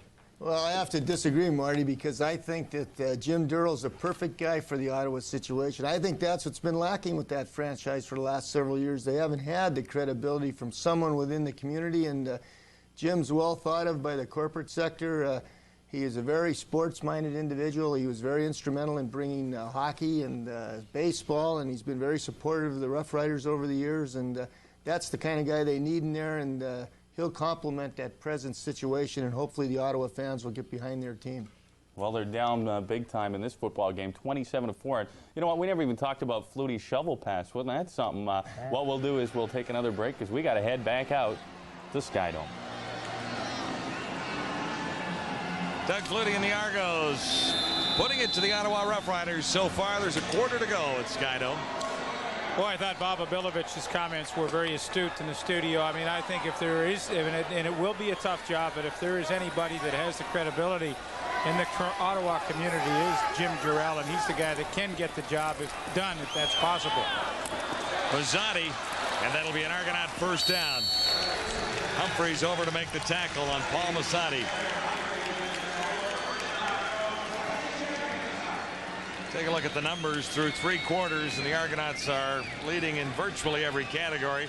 Yeah, and here's the problem area becomes right here for Ottawa. I mean, this is a team that complement David Archer has to rush the football, and 20 yards through 3 quarters. Now, it's almost meaningless now because you're so far behind, but that's really a number that must improve for this team to have success on offense. Argos 1st and 10 at the Toronto 43. Flutie reared back and fired that one. And there was a chance there for Wilhite, 25. Tyrone Williams, the intended receiver. You know, it's funny, and I mentioned this when we did Toronto and Montreal to open the season, but talking to Doug Flutie, which I do quite a bit, and, talking about Tyrone Williams and comparisons to Alan Pitts and all this, and, again, it's worth repeating. Flutie said, I mean, physically all the skills are there. The one thing that has to improve is the intensity. Every play, I mean, to have that intensity, to want the football, to make the big play, and, I feel that will come, but that's maybe the only thing that's missing, and that's not a knock. Flutie on 2nd and 10. And Williams couldn't hang on. Dwayne Knight was way back in the coverage, and so was Frank West. And that's the intensity we talk about, to want to make this catch. I mean, the ball was perfectly thrown. Yes, it would have been a good catch, one that everybody would say great catch, but the fact was the ball was there, and he's not going to be a star until he can make these plays. Yes, he's got 5 touchdowns, but he's got to make these plays on a consistent basis. 1 touchdown tonight for Tyrone Williams. Here's Ken Wilhite. And hit by the first man upfield, which was Brendan Rodgers. Made a stop in BC. You remember him better from his days in Winnipeg.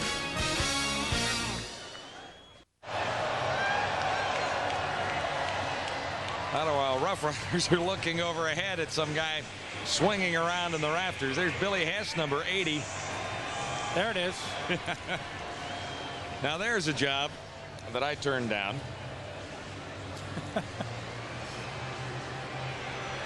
This is called the Argos A-team. And I think as you see the Rough Riders checking this guy out, they're really not thinking about the football game here. He's got those giveaway footballs that they have at the park tonight, and he's going to unload one.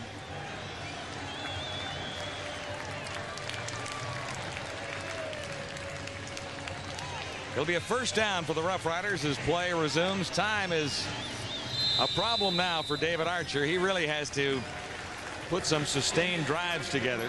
See if I can get Marty York to come down here and go on that thing one time. 1st and 10 Ottawa. Beginning at the 33. Archer unloads in a hurry, and Hess makes the catch. He dropped one earlier. They were partners a year ago in San Antonio.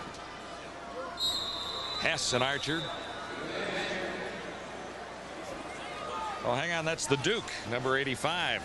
Slipped into the Ottawa scheme of things and made the catch.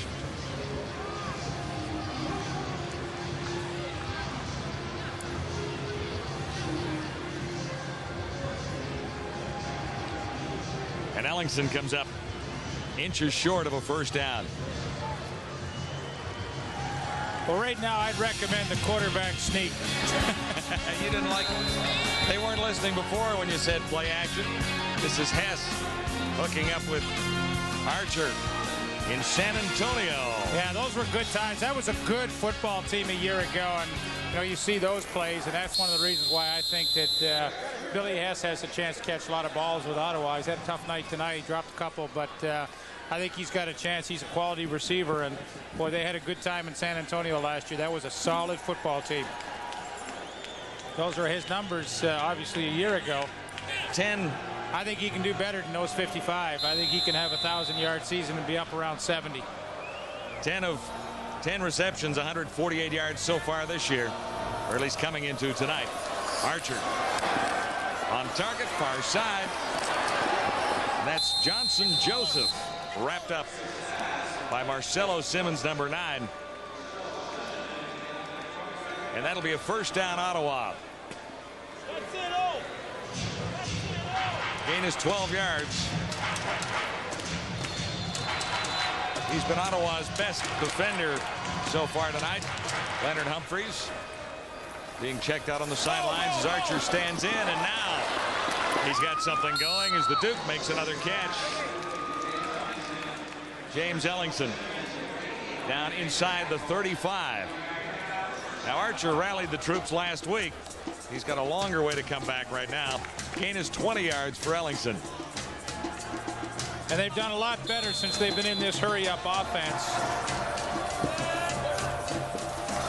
Down to the Argonaut 34. Archer has Barnes, and Barnes slips across the 30-yard line. About halfway to a first down. Still, that's great reaction from Reggie Givens, a middle linebacker, to come up and make that hit and limit him to only 5 yards. And, you know, for John Payne, he's still learning his personnel. There's Reggie. That was a good play. But for John Payne, you know, he's still learning about his team, you know, who can perform and who he may have to change down the road. Archer on 2nd and 5. Hess met immediately. And the spot here will be important. That was Reggie Givens, the middle linebacker, who is the Argonauts' leading tackler every game this season. And in total, talk about Billy Hess as a possession receiver. I mean, he knows it's 2nd and 5, so he's just trying to get that amount. He's a little bit short, but has enough room to get it close enough that they'll bring the sticks in. And back in the Argonaut backfield, an injured Ottawa Rough Rider. As you see, Hess did have enough for the first down.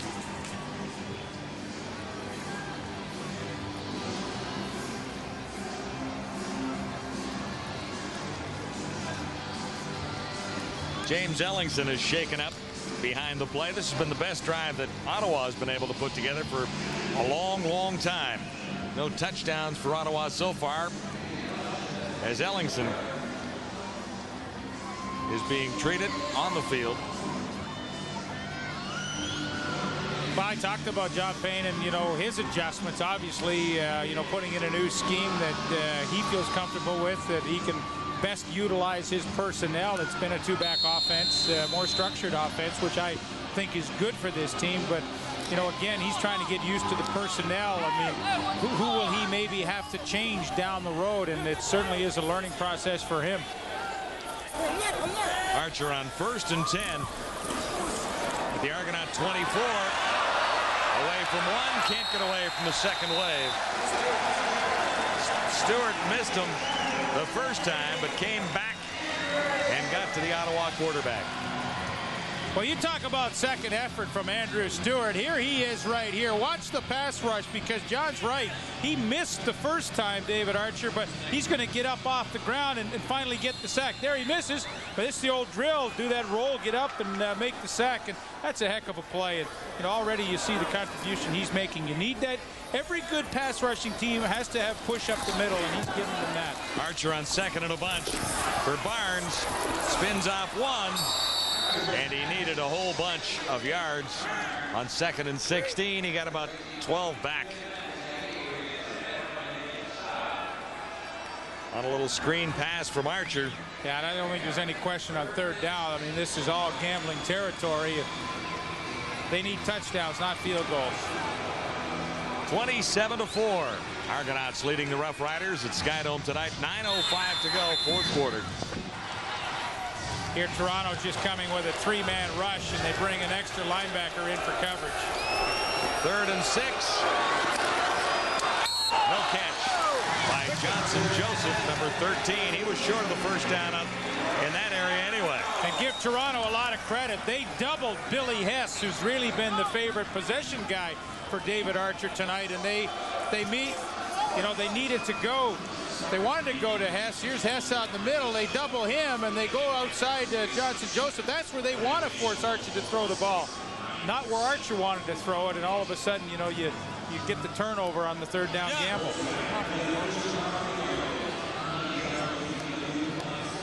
Long night for the Rough Riders once again. Brief glimmer of hope last week and a comeback win over the BC Lions. Archer looked sharp. In the early going, he had a lot of drop passes by his receivers. You know, going back to that last defensive play, and, you know, Bill Bradley is the defensive coordinator. He was in San Antonio last year. He's got a terrific defensive mind, and, you know, just the subtle strategies of the game. to take Alex Gordon out, only go with a 3-man rush. You bring the extra DB in George Namako, and you can cover the key guy that you anticipate Archer's going to go to, and that was Billy Hess, and you make him throw to a spot that he doesn't want to, and that's terrific defense. Argos have had a successful second half as well. Touchdown field goal on the first 2 possessions.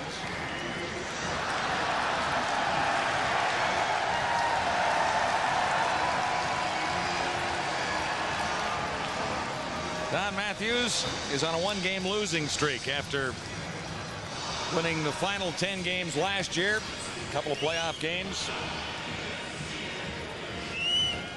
and the Grey Cup as the head coach in Baltimore. He lost his first game of this season. Well, you look at this Hamilton Tiger Cats. Sorry, John. This matchup that we'll have for you Friday night from Vancouver, and boy, Andre Ware showed a lot of positive things in that loss in Ottawa a week ago, and if he can build upon that, you know, he's got a pretty good cast around him with Sean Millington and Corey Philpott. But be interesting to see if Andre Ware can elevate to the next level, because he had a pretty good game last week. First carry for the Pinball, Mike Clemens. Talking about Matthews being on a 1-game losing streak. I met at home. They lost to the Hamilton Tiger Cats. I kind of wondered what you meant by that. And beat the Bombers last week.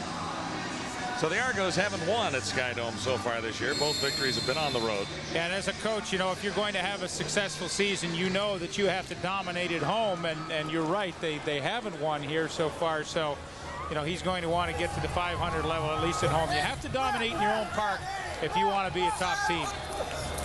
They must be feeling rather comfy right now as Flutie looked to Fairholm, who was busy early in the game. Cut first 2 passes from Flutie.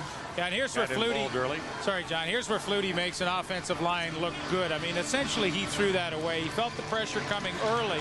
He doesn't take the hit and threw it away, and there's no chance for a sack. So, you know, over the course of his career, he has made some offensive lines look pretty good.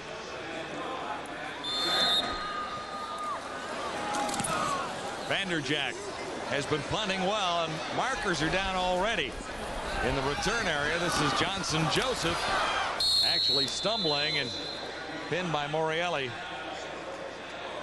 Likely an illegal substitution before the punt. We'll check that out when we return to Skydome, where the Argos are in control.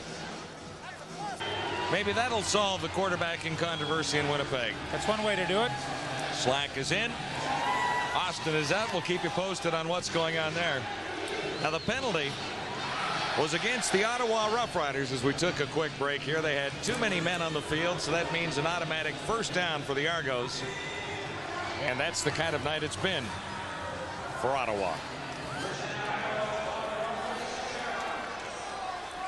Mazzotti to the near side. Cunningham to the far side of the field on 1st and 10 for Flutie and the Argos. Just across the 35-yard line. Toronto leading 27-4.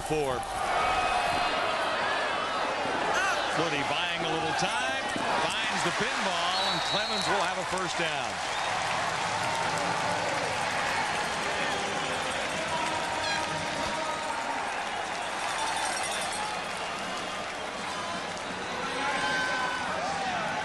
That's the beauty of Doug Flutie, you know, always the freelancer, and I mean, that play was over almost before it started, but somehow he's able to direct traffic and somehow complete a pass to Mike Clemens. And again, you know, throughout his career, it's always the intangible that he will give this team, or any team that he's the quarterback of. 23-yard gain. Argos across midfield now, threatening to add to this lead already at 6:49 left in the 4th quarter.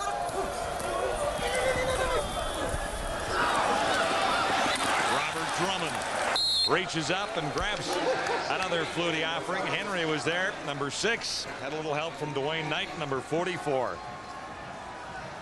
8 yards for Drummond. Lots of weapons as the Argos round this offense into shape. Well, there you see the distribution. Ottawa playing that wall-off kind of secondary where they force you to go outside, and Doug Flutie has been very willing to do that. You see 18 of his completions to the outside. Mike Clemens breaks through, Breaks another tackle, and another one as Clements gets inside the 25. I thought he was down, and somehow he emerged from a sea of Rough Riders. Well, and Mike Clements, who's been a little frustrated this year, he hasn't talked much about it. He's not that kind of person. But I think this is going to do a lot to recharge his batteries. He just made a catch, got a couple of catches in this half, and now one of the seldom times he'll carry the ball on the ground, and you hear the buzz in the crowd when he touches it. 2 carries tonight, pretty good average. 22 yards on that play. And he looked to be stopped there, but somehow squirted through for a few more. I thought he was stopped dead in his tracks. But he managed a gain of 3. Well, I don't know how in the world he got away from Dwayne Knight, but he's like that old Timex, just keeps on ticking right here, gets away from the hog tie of Dwayne Knight and keeps those legs moving. That's always been the key with Michael Clements. He's always kept his feet moving, legs churning, and that's one of the reasons why throughout his career he's always been able to break a lot of tackles. He just doesn't slow down when he takes on the first hit. That's tough to do when you're a little guy. Right now, Pinball alone back in Flutie's backfield on 2nd and 7. Flutie fakes the pass and steps out of bounds near the 10. Bobby Dawson forced him out. Dawson was in the Argo camp for training this year. Flutie grabs 9, another Toronto first down.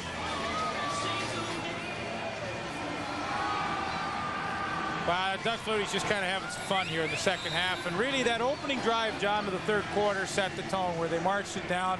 They got the touchdown, and that was a pretty strong statement, and they haven't looked back at all. Really haven't. The lead at halftime was comfortable, but not substantial enough, and I don't know that the Argos were all that pleased with the way they'd gone in the first half. Flutie to the end zone. Over the shoulder catch for the touchdown. Not over his shoulder. Over the defender's shoulder. Over Leonard Humphreys, who's had a pretty good game tonight, and Leonard Humphreys just got his pocket picked in the corner, and this is a play that Paul Mazzotti has made a number of times throughout his career, and a pass that Doug Flutie is willing to throw to him because he knows his receiver will go up and fight for the football, and this is a beauty. I mean, this is jump ball, and Doug Flutie knows that his guy is going to go up and make a great effort, and that's what it was.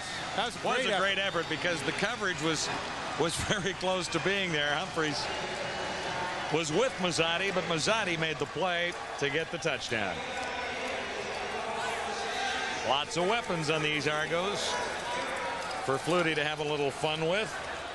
Well, when we talked to Paul Mazzotti in our half-hour pregame show tonight, he said, well, it's just fun playing with Doug Flutie. Well, it's fun because Doug Flutie has a lot of confidence in Paul Mazzotti's abilities, too, to go up and catch footballs like that in a crowd. And Doug Flutie would never worry about throwing an interception in that situation because he knows his guy is going to be in the hunt to get the football. And that's a heck of a catch.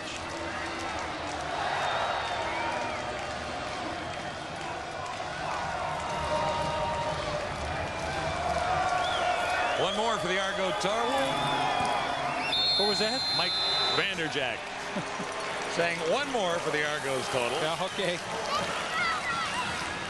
34-4 now.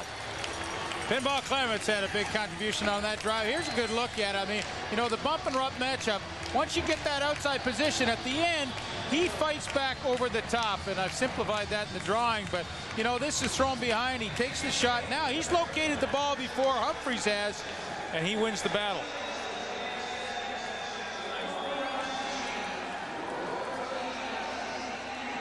Methodical drive by Flutie finished off on a toss to Mazzotti from the 11-yard line. 8 plays to cover 90 yards, and they took 5 minutes off the clock. 30-point difference. Covering the spread with ease of these Argos tonight. Boy, you look back at professional football and all the great combinations that have been able to make that play. And, the first one I recall was Joe Namath to Don Maynard. And the Jets, in that Super Bowl year, they used to run that play to death. And Doug Flutie's now working it with Paul Mazzotti. No play for Wilhite as it rolls out with 3:49 to go. in the final quarter.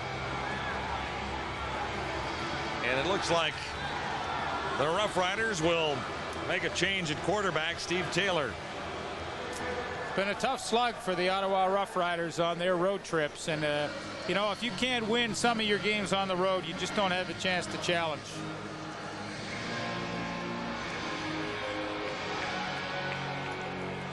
Well, the Argos, the Alouettes, and the Tiger Cats have all struggled on the road through different eras. But the key story really is Ottawa right now. This will be number 15. 15 games without a victory away from Frank Clair Stadium. And really, if you look back over the last few years, too few victories at that stadium as well.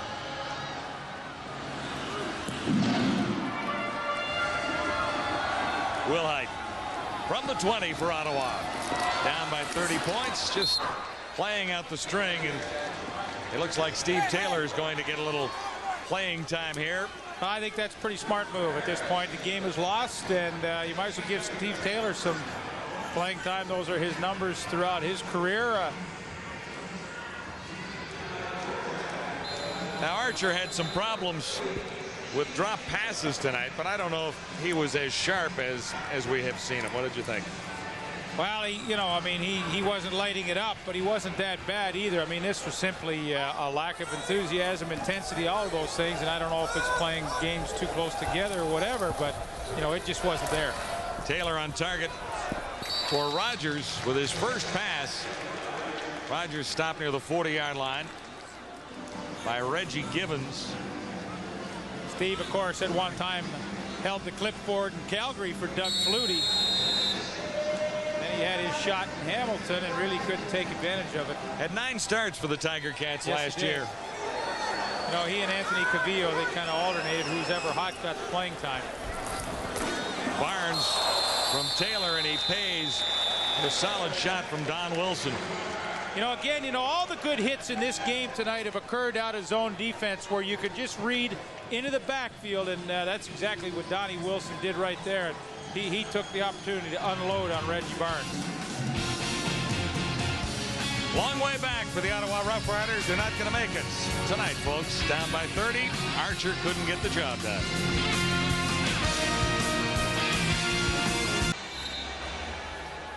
(34-4). Toronto on top of Ottawa's Lamley. Boots another high one. This one coming down to Cunningham inside the 15. Good speed to the outside, and he's grabbed from behind on a solid tackle by Sammy Brennan, number 22. Third-round Ottawa draft pick out of Canada in 1996. And the Riders have changed quarterbacks, so now do the Argonauts. Markel Fleetwood comes in. A former Ottawa Rough Rider. That's true. Won the job after a fine game against Ottawa during the preseason.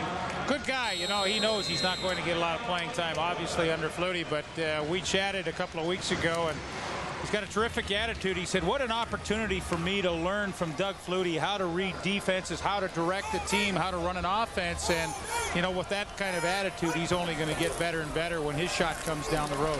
Drummond gets the call. And there might be a face mask in there from the area where that flag came down. We'll check that out. Zizakovic. That's Lubo Zizakovic. Major foul. Face mask. Ottawa number 98. First down. Brother Shreko has retired from the Calgary Stampeders this season. Maybe you can see the call here, and it's fairly obvious on the replay.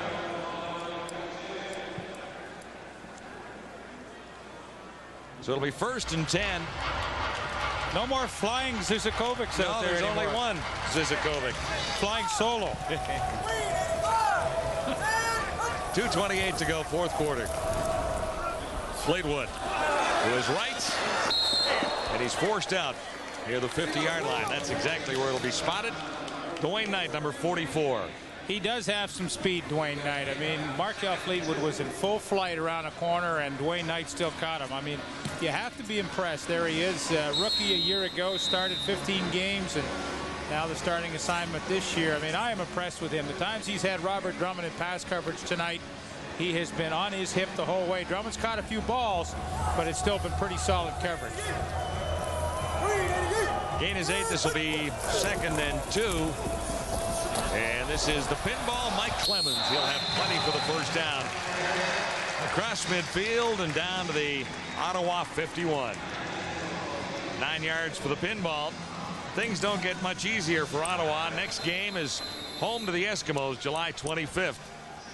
But you know what? Historically, they've played well against Edmonton at home. And I don't know what it is, but for some reason, they've always been up for those games. And, you know, we'll see if they can regroup. Eskimos on the turf at home tonight against the Blue Bombers. Had the lead a while ago. Fleetwood for Toronto. And this one is picked off. Jacobitz returns it to the 40. Jason Jacobitz, starting safety for the Rough Riders. With 1:47 on the clock, it's too little too late for Ottawa. They're down by 30 points.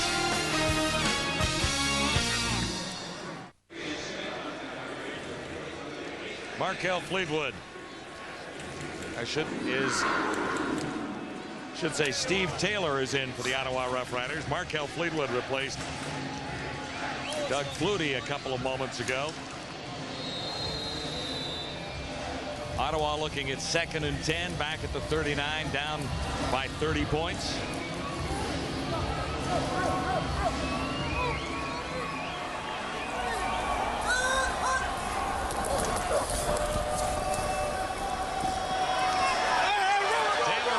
Life, but he'll escape a couple of big Argos and step out of bounds after grabbing the first down. I mean, if that doesn't make you run as fast as you've ever run in your life, nothing will. When you've got Tim Cofield chasing you from behind, I'm not sure who the other Argonaut was, but I mean, that will make you run as fast as you've ever gone. Andrew Stewart was the other. I think it was Andrew Stewart, 73. But watch this right here. Now, man, I mean, that has gone into 4th gear. That would terrify anybody. Taylor gets a first down right at midfield. Long night for the Ottawa Rough Riders. Little screen pass to Reggie Barnes, and he's wrapped up quickly right back at the original line of scrimmage by Rob Waldrop. Argos' next game at Saskatchewan, July 26th. Ahead this week, Montreal at BC. We'll have that for you Friday night on TSN. And the final game of week 4 will be Hamilton and Calgary on Saturday. Yeah, that should be a great matchup. Hamilton lucky to escape with a 27-24 win over Saskatchewan at home last Saturday night. Johnson Joseph makes the catch. Should not qualify that. Not lucky, but it wasn't pretty. Let's put it that way. No. They're going to have to play a lot better for 4 quarters. Hamilton's biggest problem right now is they just don't have the consistency right now. And offensively, they take a couple of series off and then have a good one. And boy, when you go to Calgary, you better have everything tied in together if you want to beat them in their own park. Well, I think the Argos were wondering about their consistency coming into this game tonight, because there were a few moments in the Hamilton game in particular and in the first game of the season, but you'd have to think they're a fairly consistent looking football team, at least against this Ottawa defense tonight. A little lull in the 2nd quarter, but outside of that, I think they should be pretty pleased with this performance. Taylor is picked off.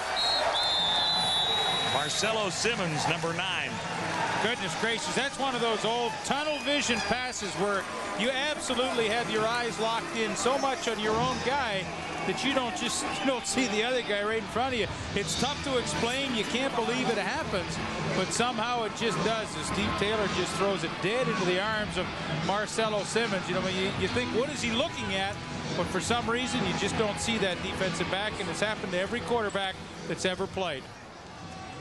Pretty nice defensive evening for the Argonauts. They may not have played too long if that keeps happening. Yeah. But it happens to everybody. Argos have allowed just 4 points.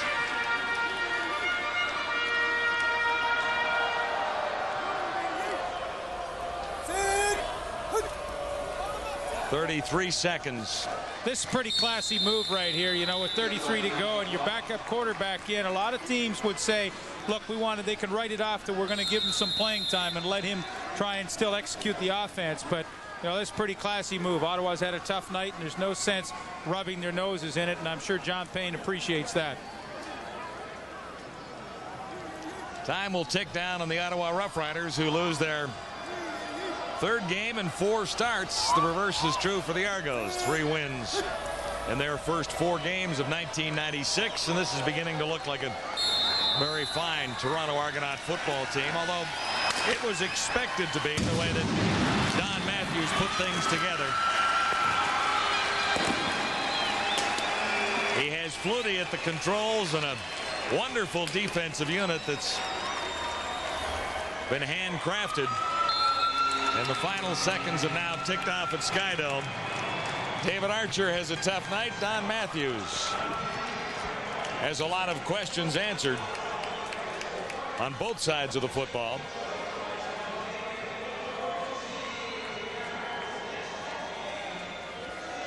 Tim Cofield. Pretty nice night. Couple of sacks for 4 on the season. And Doug Flutie has his 3rd win as an Argonauts by 30 points over the Ottawa Roughriders.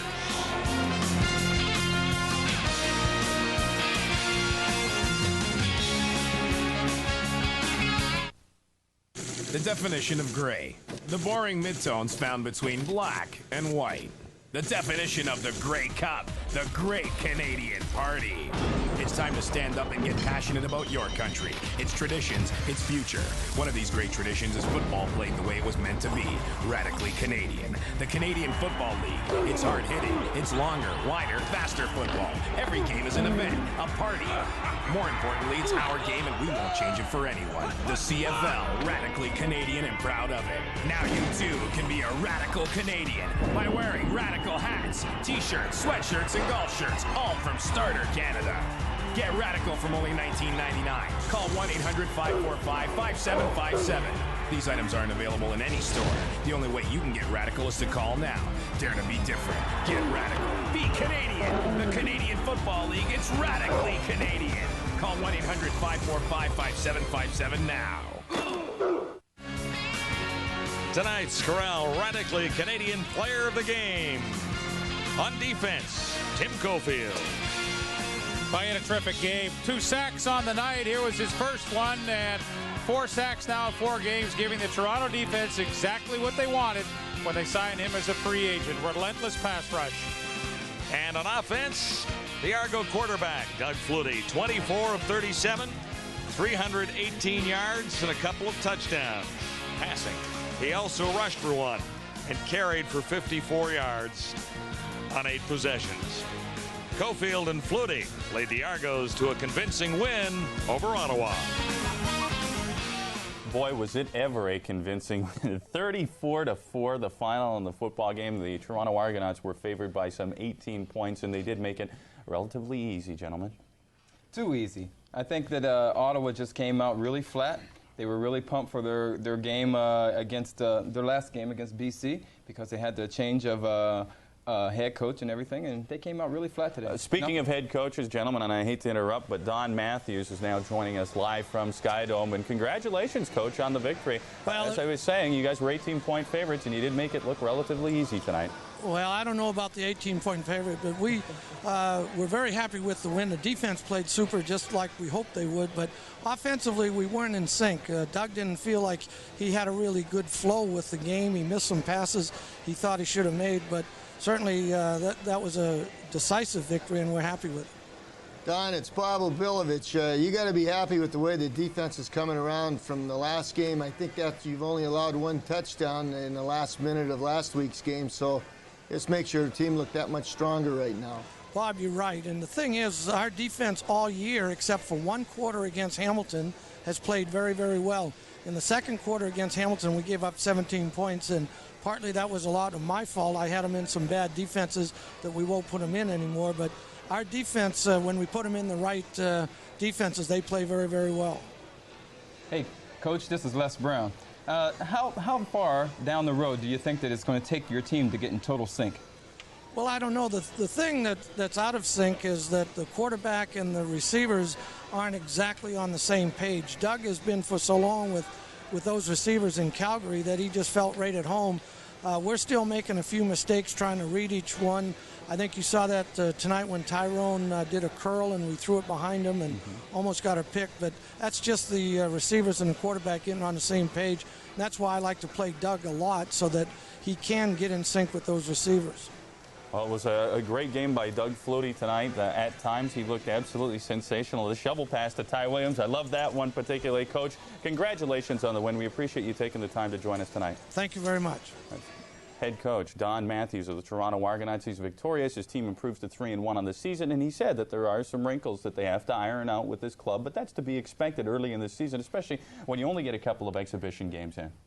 Well, look, there's a lot of jubilation in Toronto, I guess, but the poor Rough Riders, how are they going to draw anybody to that game against Edmonton in Ottawa next week? They're going to have something like nude night or something where people can get in for free if they come in naked or something. Wait, they did that in Class A baseball in California. They might as well do that there. You know what, though? If you're going to the game, I don't think that's going to be much of a draw. I think nude night in Ottawa with Marty York being a special guest could be somewhat of a deterrent rather than a plus. You don't like me?